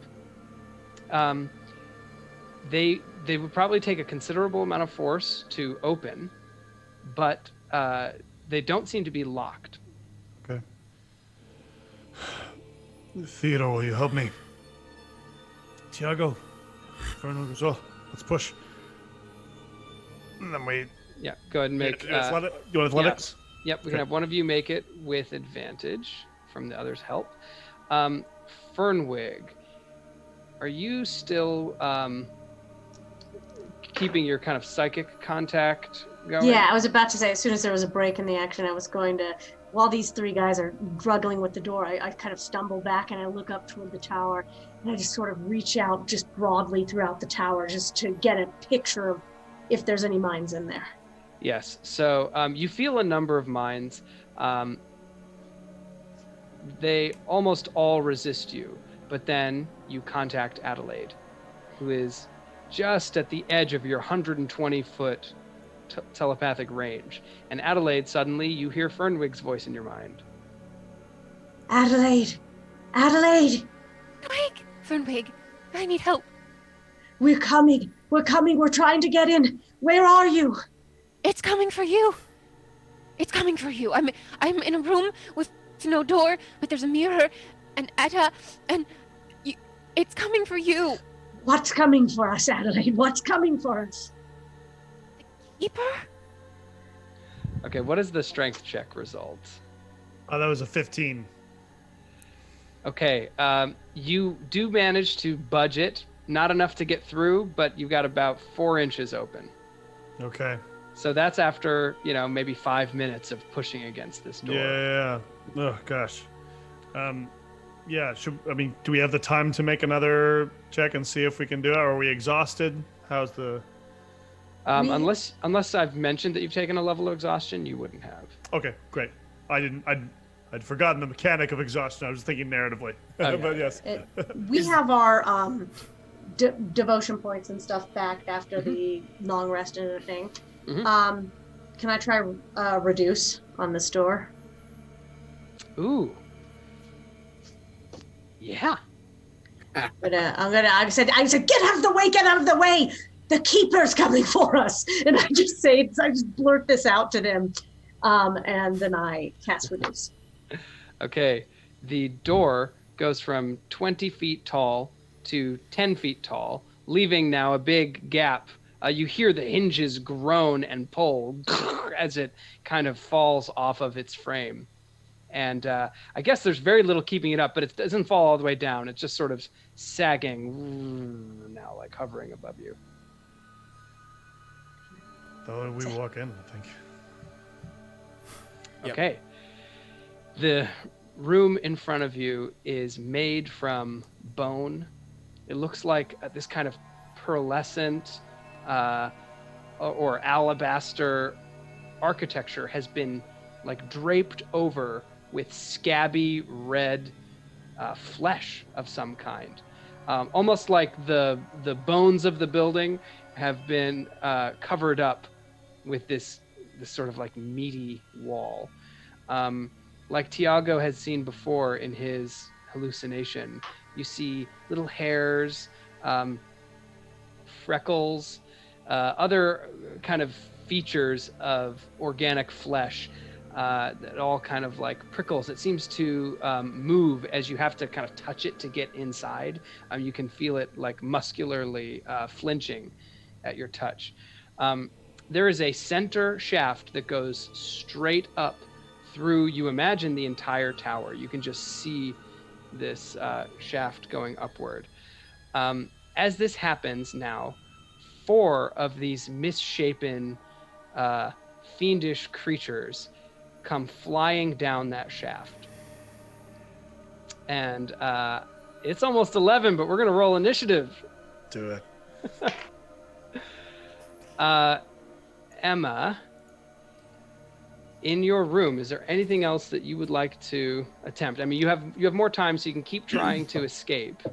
Adelaide has the thought to summon Silver, or to try to summon Silver again. And so she says, Silver! Silver, I need you! And I'm going to invoke Pact of the Chain. Okay.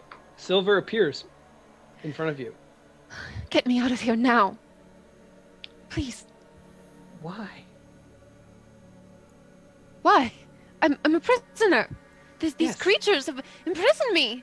Of course I'm bound to obey you. But is there some urgent reason you need to go? And for the first time, Adelaide gets bad vibes from Silver. Isn't this what you wanted? No. No, this isn't what I wanted at all. I wanted status. I wanted people to adore me. I wanted people to love me. I didn't want to be chained up in some creepy, horrible room with horrible, disgusting monsters. And you don't think those things come at a price? Are you? I am only a herald. I am the one who goes before Giriach. What? Yes, the Lord of 10 Eyes. His voice is soft and silken, and his touch is blazing. Do you command me? Yes, I do. Let me go. You see, almost completely against her will, Silver trots up and will start helping you. So now you have advantage Okay. on whatever, if you'd like to make your acrobatics check to try and get your wrist out of the... Okay. All right, this time it is a 15 plus 1, 16. Okay, you pull out. That was the DC, 16. So, yeah, you've pulled your hands out of these chains, and you are now free. You see the mirror in the room. Silver is there now, just sort of gone silent. Why am I here? You were brought by Mother. She didn't tell me about any of this. No. The mother makes sacrifice of her daughter.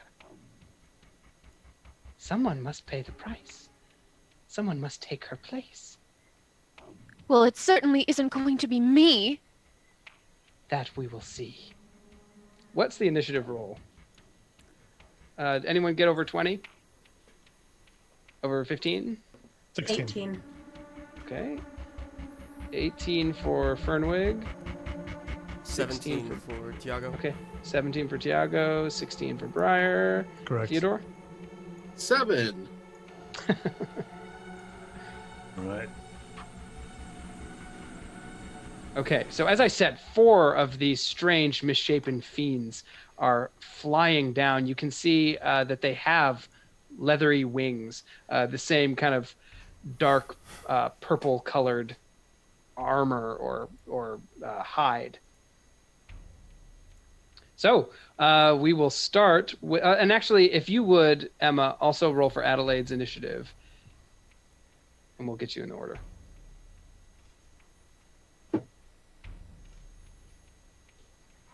Uh, 13 plus 1, 14. Okay, excellent.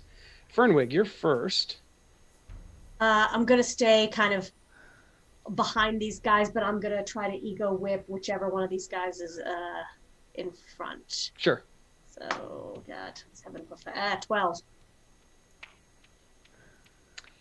Let me check. Ego whip. That hits. All right. 6 damage, psychic damage.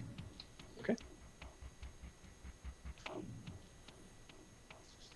So Fernwig shoots out and she sees one of them take hold his head and take it, and but she stays behind the 3 of the guys. Okay. Perfect. Tiago. Tiago, still in hybrid form, looks up at these and then looks down at his party, and closes his eyes and takes a deep breath and just like pushes an aura out to the rest of them, casting bless to Briar, Fernwig, and Theodore. Okay, so bless, for those who don't know, adds 1d4 to your attacks and saving throws and ability checks. Just attacks or saving throws. Attacks and saving throws. Great. Yep. And that's automatic, and it lasts for how long? A minute. With concentration. With right? concentration. Okay. Very nice. Anything else for Tiago? No. That is all. He will ready his claws and just roar. Okay, Briar. Okay, Briar is, feeling the effects of this magic all around him and feels this blessing sort of course through him. He's going to rage. He's going to say, "Mother, what have you done?" And I'm going to pull my woodcutter's axe off of my back. That's what I got. I'm going to throw it in the air, spin it, catch it, and then try to break the clavicle of the guy closest to me. So I'm going to make the hit. That is a 23 to hit. No, that's a 20. Yes. Gonna hit. Yeah, I just want to see how good it is. Come on. And then that will be that will be 9 damage. Okay. You smash through it with the axe, and it just gets cleaved apart. You can tell that not all of that damage went through, but it was enough to snap whatever skeletal structure this thing has, and it just thuds onto the floor of the chamber like a crushed bird. Yeah. That's it. Okay. Adelaide, you're in the room. Edda is gone. Silver's there, standing obedient but kind of obstinately quiet beside you. And I'm free. Yeah. Yes, you've gotten free. All right. First thing I do is I fix my gaze on Silver, and I cast my shimmery, silvery mage armor appears, just kind of like woo, woo, shivers across her skin like she's an Avenger. And then I ask Silver, pointing to the mirror, "Is that my only way out of here?"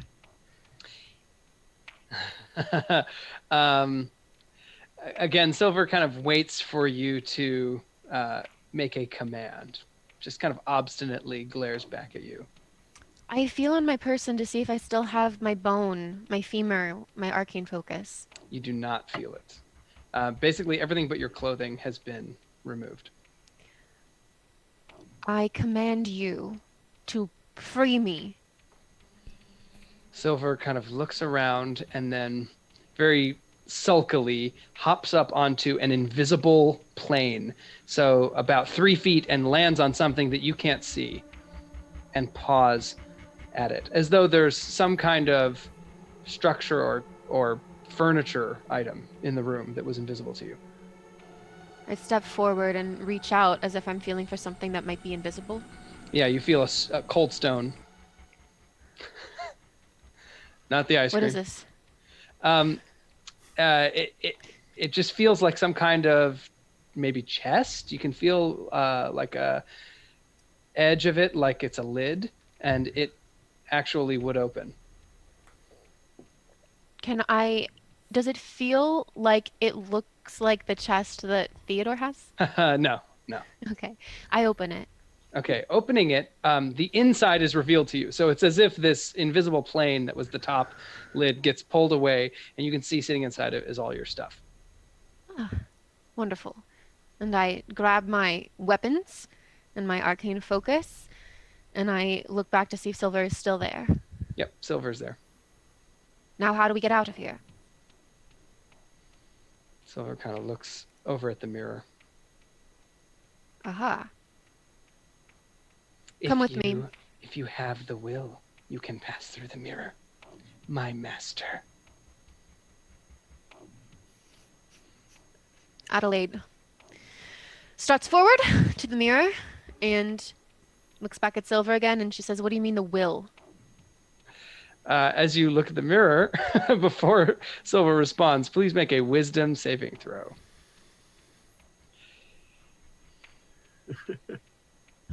13. Lucky number, unlucky number. 13 plus 3.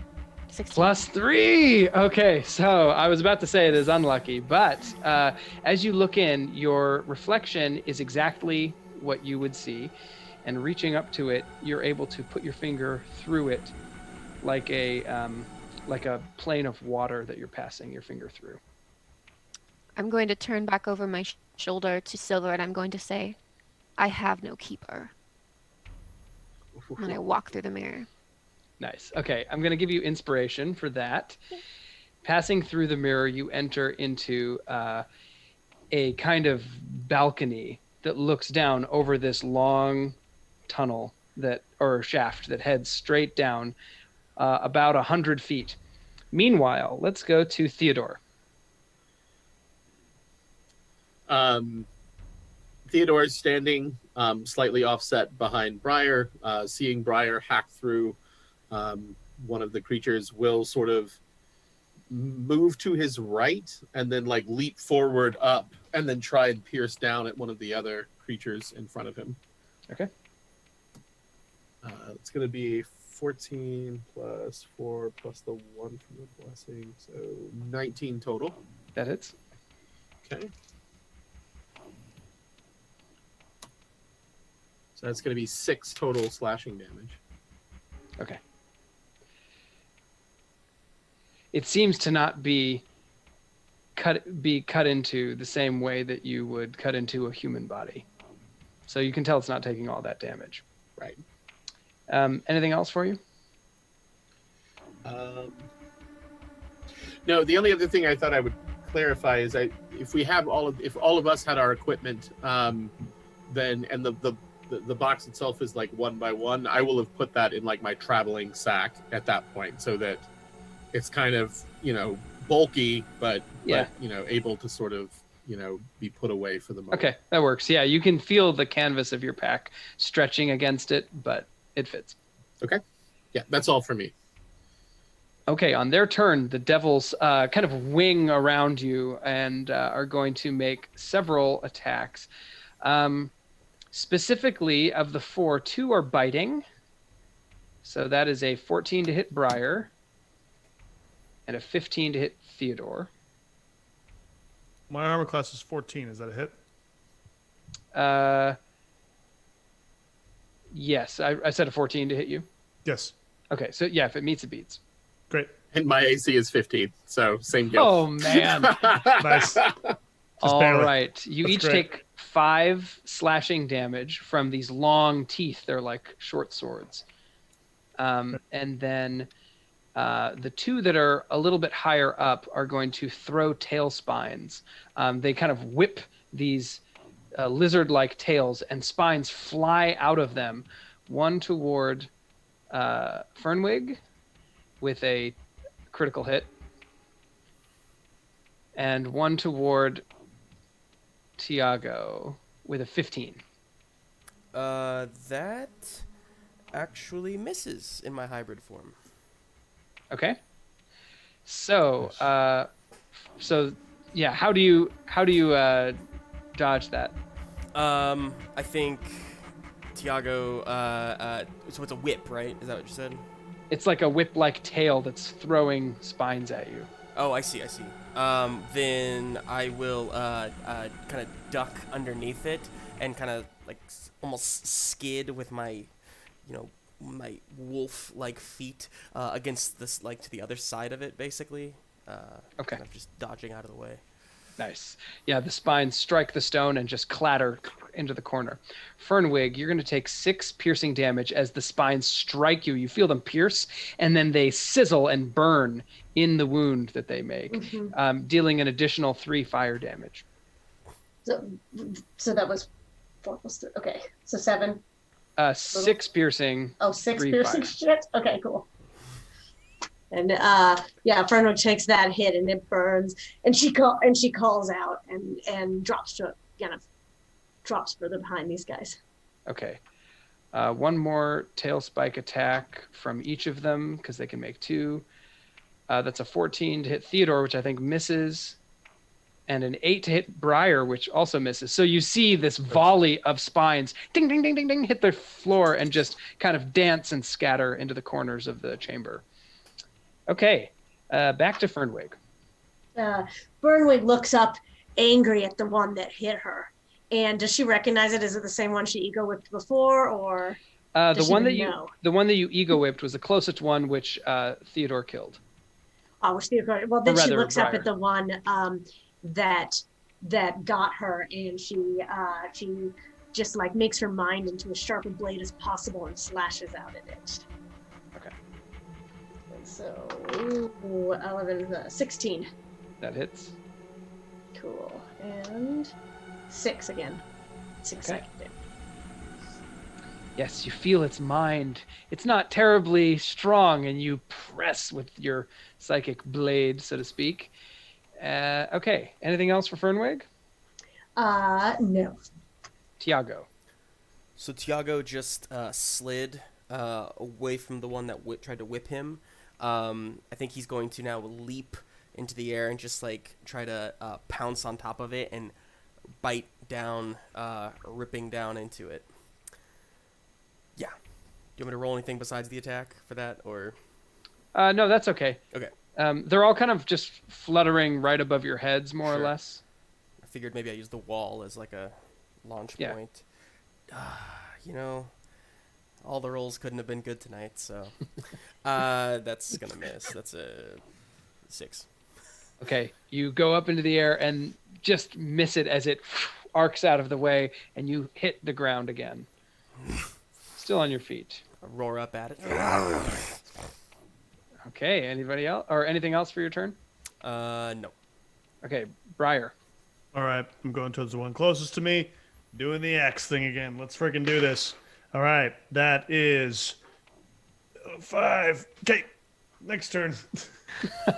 Did you add bless? It won't matter, but yes, I did. I rolled the D4 as well. Yeah. oh jeez. No, technically it was a 7. Actually, I'm realizing, but yeah, with the Okay, back to Adelaide. You're on this kind of balcony, looking down a 100-foot or more shaft that leads out of your range of vision. Do you have dark vision? Yes. Oh, yes, as a half-elf. So, yeah, so you can see the shaft go all the way down. It looks like there's a balcony every 15, 20 feet. Okay. Adelaide is going to stand up on the ledge of the balcony, and she's going to try to jump down to the next one. Woohoo! Okay, make an acrobatics check. Wait, I guess, is there any other... She takes a second look to see if there's any other obvious solution she might have overlooked. No, you see around you, along the walls, growing from these kind of blue veins, You can see little forms that kind of emerge out of the wall that are organic as opposed to the stone architecture. And the organic forms, they seem to be dripping with some kind of dark blue fluid, but they have twisted faces. They've got a little bit of that poor unfortunate souls kind of look as they just look around the room. They seem to be mostly unaware of you, but there, you can see 30 of them lining these walls. And yeah. Do they look grabbable? Or do they look slippery? They do look grabbable. They look quite sticky, in fact. Okay. Adelaide takes a deep breath, and she is going to try to climb down to the next patio. Okay, so make your acrobatics check. You can have advantage since you're climbing on the sticky heads. All right, first one is a 15. Second one is a 3. So we'll just stick with that 15 plus 1, 16. So that succeeds. So as your hands touch them, you can feel them moving under your touch. And as you touch each of them, they seem to open little gooey eyes, and they glow this kind of pale blue light. And they start to detach. Each one that you grab is now coming off the wall. You're able to get down safely onto the next level. So you've gotten down one level. You got another 80 feet to go. Your movement is 30 feet? Mm-hmm. Okay. So, is there any way I could use Expeditious Retreat to hasten my pace? Yes, absolutely. So that lets you dash as a bonus action? Yes. Okay, so if you dash, you can climb down one level, and then if you dash as a bonus action, you can get down a second level. That's what she does, trying to get down as quickly as possible with trying not to think about what she's touching. Yeah, there are now 8 of these things that seem to be sliding down the wall slowly, but following your trail.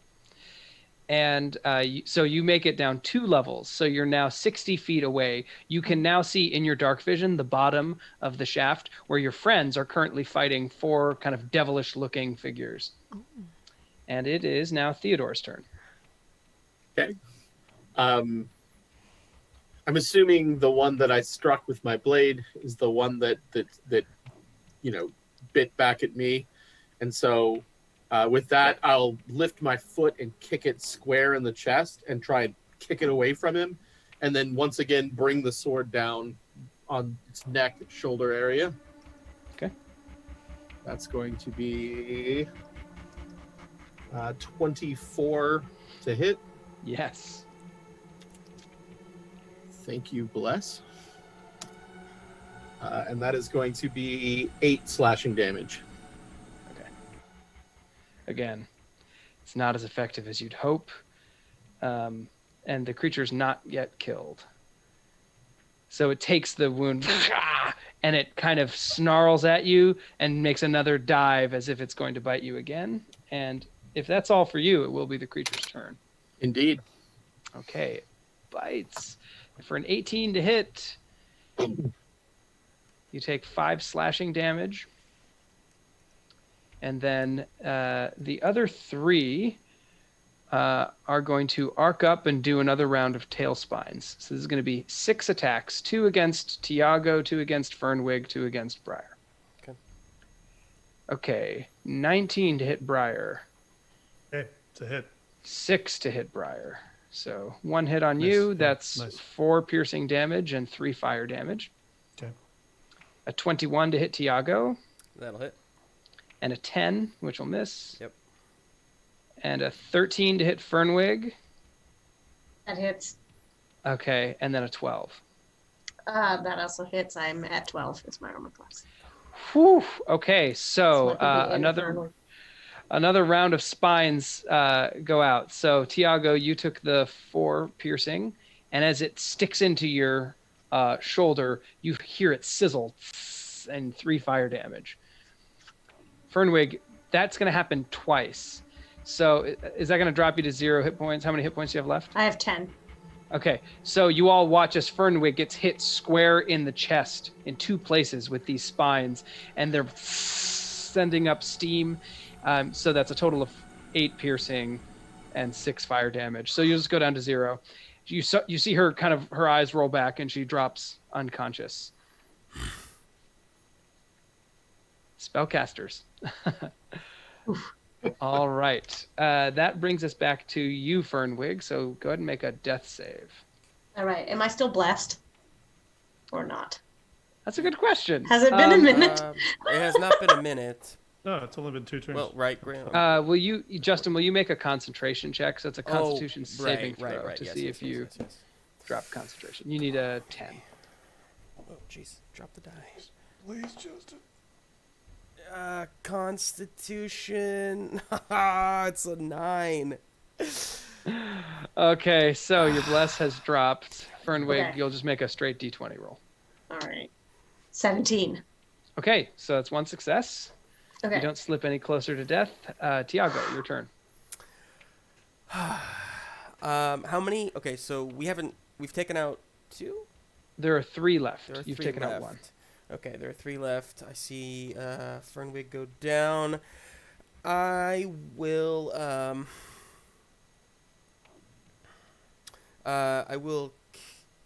is Fernwig close to me?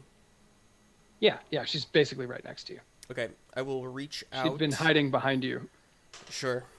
I will reach out and kind of quickly just kind of push some energy towards her, casting Cure Wounds. You're at 0, which is great, actually. So you get 11 points of health back.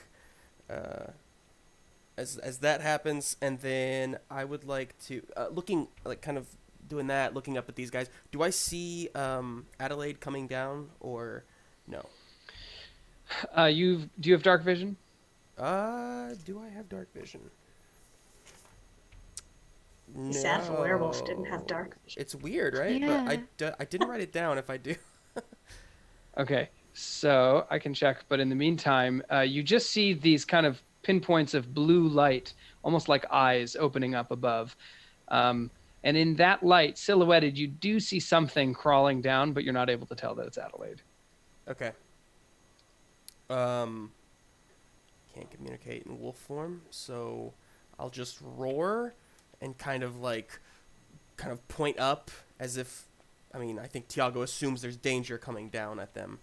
Yeah. Trying to You get do not have everybody's dark attention. vision. You just have your keen senses. Right. Got it. Okay, Briar. Okay. That's 22 to hit Okay. against the closest guy. That's gonna be 12 damage. Okay. So that will be halved from the resistance, but it is still Sure. enough to kill it. So again, Briar hacks through this thing. You hear this crack as it snaps, its bones snap.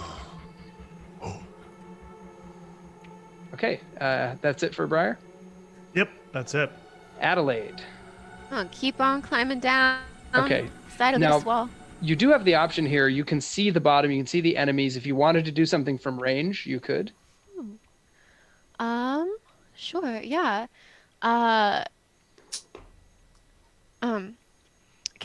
So I would like to look at the closest enemy. And I would like to concentrate as hard as I can. She furrows her brows and she's attempting to pierce the mind of this creature with her psyche. Okay. Oh, is this the mind whip? This is mind spike. Mind spike. Okay. So that's a saving throw, I think. Intelligence. Yes, it says a wisdom saving throw, and I can do this if I'm at least 60 feet, within 60 feet of them. Okay. It rolls an 11, so I think it fails, and you take, or it takes how much 3d8 damage? psychic damage. Ooh. 3d8 psychic damage. Oh no, sorry guys. 2, 3, 7, 12. Okay, you feel that its psyche was already a little bit hampered or wounded, possibly by Fernwig, and its mind just collapses under the pressure of your mind spike. She dies. smirks. And she's gonna her bonus action to keep climbing down this wall. Okay, so you move down another 1.5 levels with that one dash. Okay, so you are now, let's see, that was that's 30 more feet roughly. So you're now 30 feet above. So at any point, if you wanted to, you could drop down. Just right now, you would take some damage still if you drop down that 30 feet, but you could let go. I'll stay on the where I am now. Great. Okay. You can now see, looks like about 12 of these little slimy, sticky creatures sliding down the walls toward you. Oh. And it is now Theodore's turn. Okay. So the one that I had damaged, was that the one that Briar took out? Yes, that's right. Okay. It was the only All one right. within melee range. The others were circling above. And they're still up there, right? Yep. So Okay. it would have to be a ranged attack at this point. Yeah.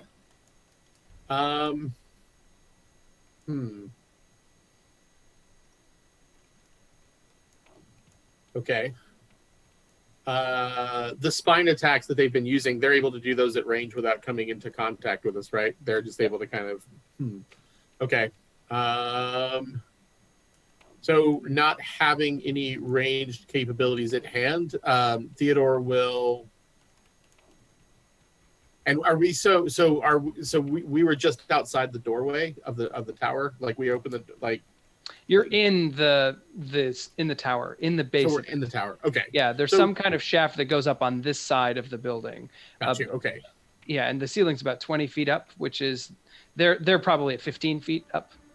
Okay. So Theodore will put his back up towards a wall and ready in action in case one of these things swoops down, and so that he can react accordingly. Great.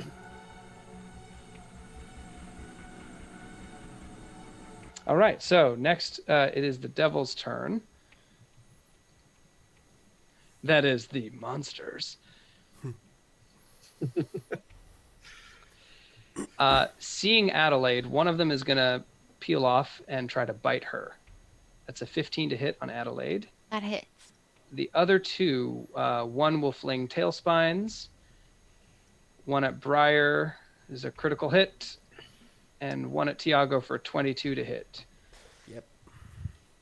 So, Tiago, you take 4 piercing damage and 3 fire from that burning spine that strikes you.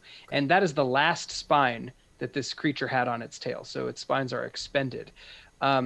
Briar, yours is going to be 6 piercing and 4 fire damage. Okay. Adelaide, did that 15 hit? Yeah. Okay. Oh, it goes through your mage armor, stinging you for 4 piercing and 3 fire. Ow. And that's all 3 of them. They're very wary of Briar and Theodore and don't want to close the distance.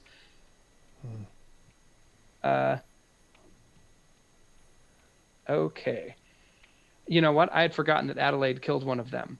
So let's take back the attack on Tiago. Yeah, Because hit me. because there was only I want it. Or I want two? I want Yeah. the pain. there are 2 Nice. left. Okay. So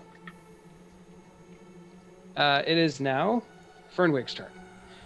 Fernwig kind of looks over to wherever Tiago is and says, I wish I knew what your favorite meal was, because I owe you that meal so many times over. And she pops back up.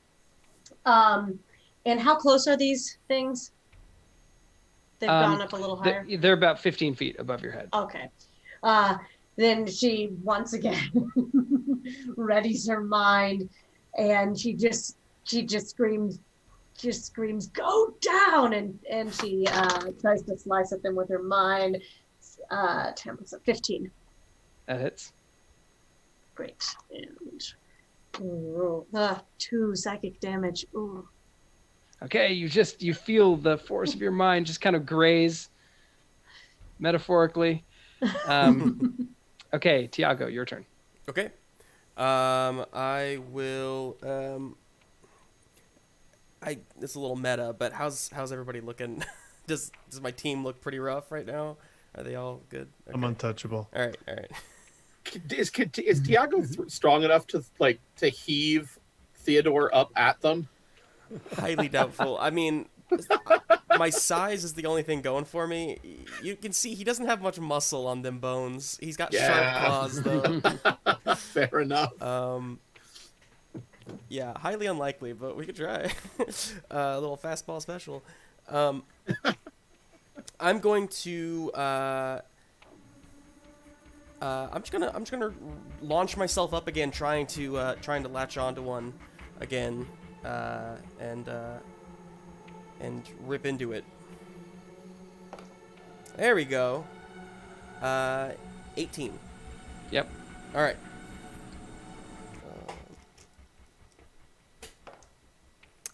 7 piercing as I bite into it. Into its neck. Okay, your bite is not quite powerful enough to do all that damage. Damn. So it looks somewhat hurt, but it is still kind of writhing as got your mouth around it. Okay, that it for Tiago? That is it. I'm gonna. Am I on it? Like while it's flying? Oh, That's You have to that's roll a to grapple, right? That's different. yeah, All right, yeah. I'll red Go shot ahead it. and make an athletics check. Okay. I mean, you bit it. 12. Okay, unfortunately it rides out of your grasp and you again land on the ground. Briar. Okay. The rule for improvised weapons, throwing something that is intended as a melee weapon, is it only does 1d4? Is that correct? Yeah, in terms. So of I could damage. throw my axe. Would I add my rage and proficiency damage to it? I want to say rage is melee attacks. That's probably right. Yeah. Like in real life, when you throw something, you lose your power. Yeah. Okay. I'm gonna throw it anyway. I'm gonna take my woodcutter's axe and just like, boom. Okay. Chuck this thing. All right. That's 13. That'll hit. That's its armor class. Oh my gosh. Okay. So I'm gonna go for that. Let's see. That's okay. That's gonna be. Oh, it's only a 1d4. It's gonna be 3 damage. 1d4 plus your strength modifier, 5. but not the rage. Okay. Not the rage. 5 damage. Okay, so the axe strikes it. You see it kind of slash across its armored flesh and then clatter to the floor, only about 10 feet away from you. So you'll easily be able to pick it up. Mm-hmm.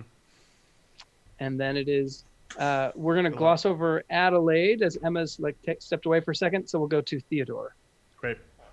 Okay, so rather than just sort of remain, Theodore is going to quickly start looking around the space and trying to like the wall, anything, to try and determine if there's any way to begin to move up towards the creatures, whether it's through climbing or anything that allow him to get near them in any way.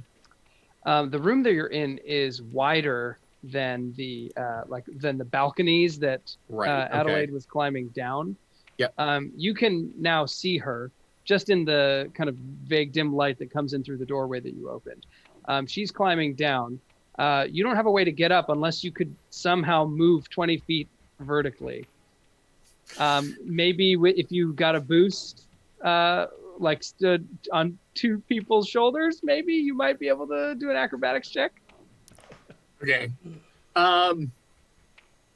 That seems perilous and foolhardy even for Theodore. So I guess I will continue to have an action ready. And I suppose I will move towards where it seems like Adelaide is descending. Because, even if I'm not able to attack at the creatures right at this moment, to be able to offer assistance when Adelaide gets back down to this floor, to this level with us. So. So let's jump quickly one step back to Adelaide. Yes. So you had made it to about 30 feet above the area where your friends are standing on the floor. Do you want to finish coming down, or do you want to stay where you are? You can see there's a train of a number of these sticky creatures following you. I want to drop. I want to let go and drop. Okay. So let me quickly roll some falling damage. Go ahead and make, since you're dropping, go ahead and make an acrobatics check. See if you can kind of soften that blow a little bit. Okay. Oh, no, it's a 2. Okay, so you strike the ground pretty hard and fall prone. Is there any way that Theodore would have been able to react to that and try and catch her, break her fall? I'm into it. Yep, that sounds great. So Theodore rushes over. Theodore, make a your choice, athletics or you could do acrobatics.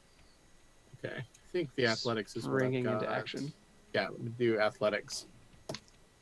That's a natural 20, so that's going to be a 24.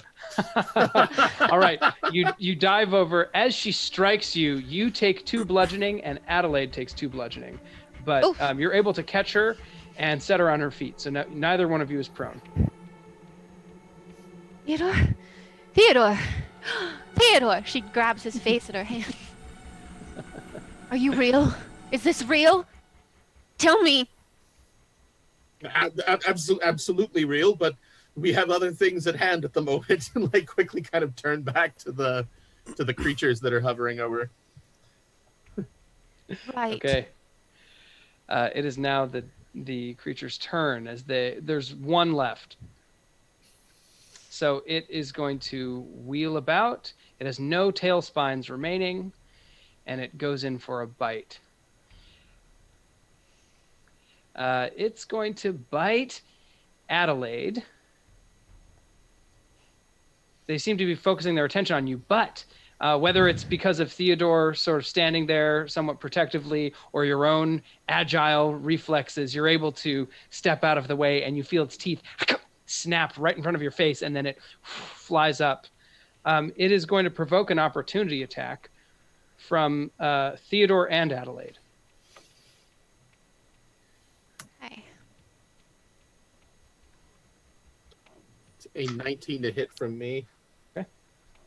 So 12? 12 will just miss. that'll be 10 slashing damage from me. Okay, Adelaide takes a swipe, and then Theodore, go ahead. How would you like to do this? This is the last creature. Yeah, if it was going to bite at her, as soon as it does, he'll sort of flip his sword over and just come up with it and try and catch it underneath the chin and just bury it into its neck. Yeah, and the sword just cuts straight through its neck.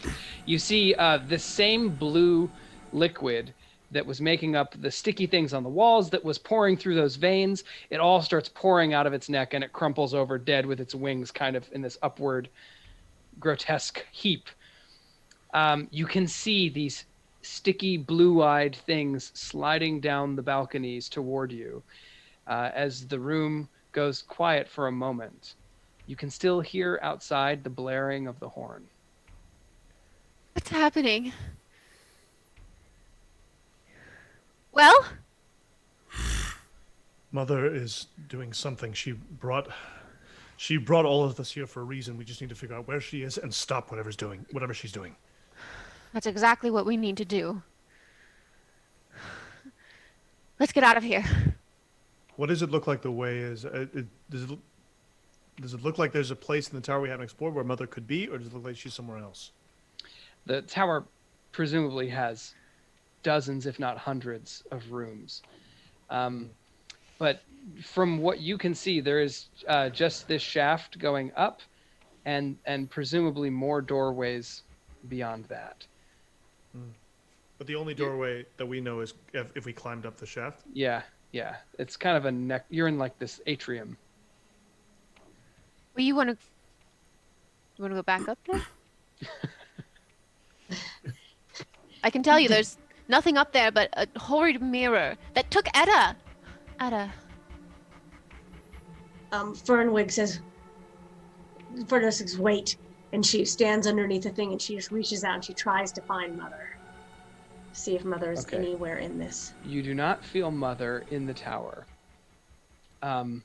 you would know that she is outside of your range for whatever Okay. reason. I can't find her.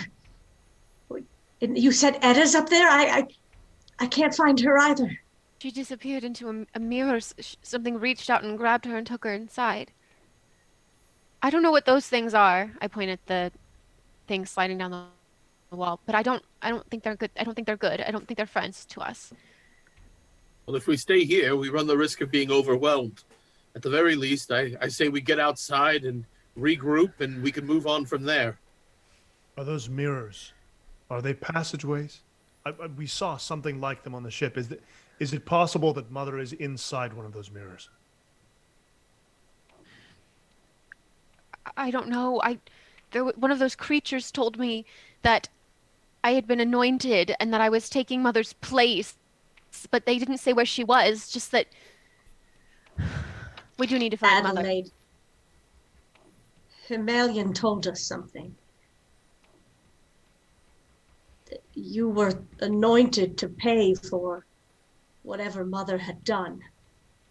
To take her punishment instead of her. Well, I have no intention of taking that woman's punishment. I will not be used this way. Say something! Are those things still coming down at us? Yeah, they are pretty slowly, but Tiago roars at them and then starts to kind of step out of the tower back toward the group of people outside. okay. Theodore will back away as well with his sword drawn. Not Would it be knowing how to respond to Adelaide. Yeah. Would it be possible for me to? I mean, is there any way I could try to get a sense of whether there's something to do with these mirrors? Because I saw it in my vision. Yeah, I think your instinct is good. Mhm. But it's unclear to you. Like you'd have to really go kind of get up into into one of these balconies and go room by room looking around, and you can already interpret it that these mirrors are pretty dangerous. Yeah. And so the only way up was climbing, or is that even possible? It's a 20-foot ceiling and a shaft that goes up, so it's crafted see. for flying creatures. I mean, I see. Okay. So all right, I'm gonna follow Tiago and them, and I'll say to Adelaide, we obviously don't want you to get hurt. We are trying to figure out what's going on. We're not going to give you to Mother or anything. Briar, I saw Marsus. Oh yes. Yes, and he was twisted and it took Edda. There's nothing wrong with Marsus, except what we did to him. What I did to him. Those dreams just showed us something in our own sense. Something to frighten us. You saw something too. Yes. Nothing worth sharing. Adelaide looks to see if anybody else is listening. So I get the impression the whole group is kind of gathered there, but if they want to walk away or... Fernwig pretends to be looking through her herbalism pouch, but she's listening. Tiago has gone up ahead a little left. bit, and a few paces in front of everybody, he starts to shift back into human form. So he's not paying attention. Adelaide looks to see if Theodore specifically is listening, kind of almost as if she wants him to be listening. Okay. I think Theodore is like focused in on the creatures, but I think it's evident that he is listening in on their... He's just trying to not be very obvious about it and trying to provide some measure of respect as they are having this conversation, but is clearly paying attention. Well, what's the point in keeping secrets anymore, Briar? We're in hell, I think. What does it matter if everyone knows? What? That I killed Marsus? Yes. And that I killed Selby. And as she says this, you see a flock of these leech worm-like creatures undulating through the sky, each one carrying a mirror. These are the ones that you had seen leave the ship, the Itharmos ship, outside of the Hyoruk. Now, working their way through the sky, and they start to enter the top layer of this tower, which is impossibly high above you. And with that, we will, I think, end our session tonight as you see these mirrors load into the tower. Woo! Thanks, everyone. Thanks for your role play. What a nice set of scenes and an interesting combat we had. Can't wait to see what happens next time. So I do want to announce one thing tonight, which I neglected to say earlier. So we have a number of subscribers now, and as a way to say thank you, we wanted to do a giveaway.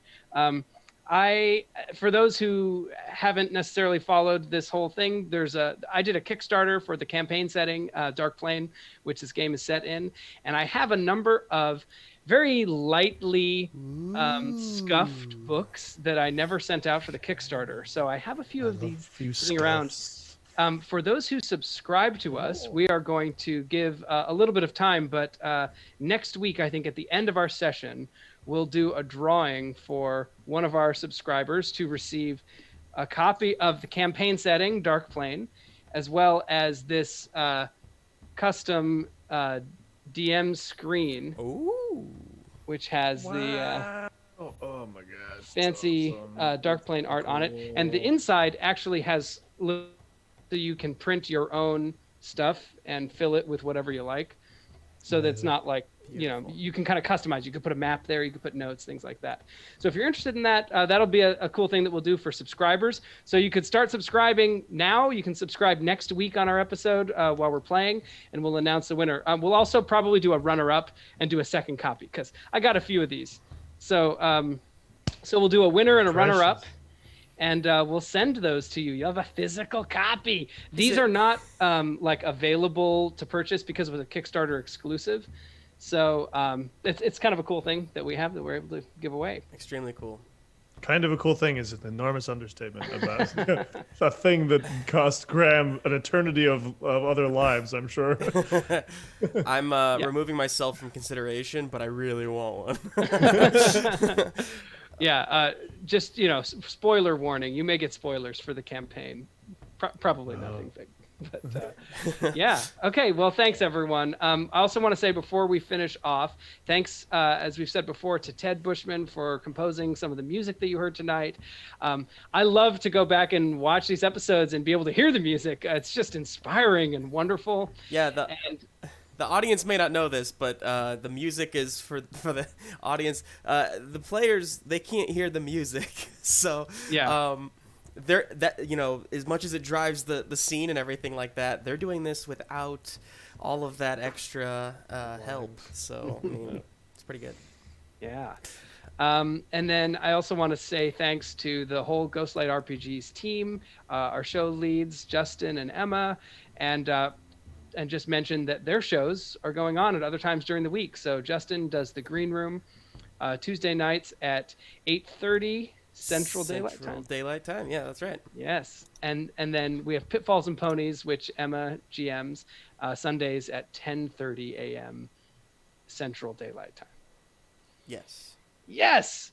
So come back and watch some other shows. This has been Blood of My Blood. Thanks to everyone for watching. Are we going to do a raid on someone? We're going to raid Pixel Circus. Which just sounds like a good time. So you don't have to do anything. Just stick where you're at and show some love to Pixel Circus when we get there. We're gonna drop down, and we'll see y'all next week. Okay. Good night, everyone. Thanks so much. Have a good night. Good night.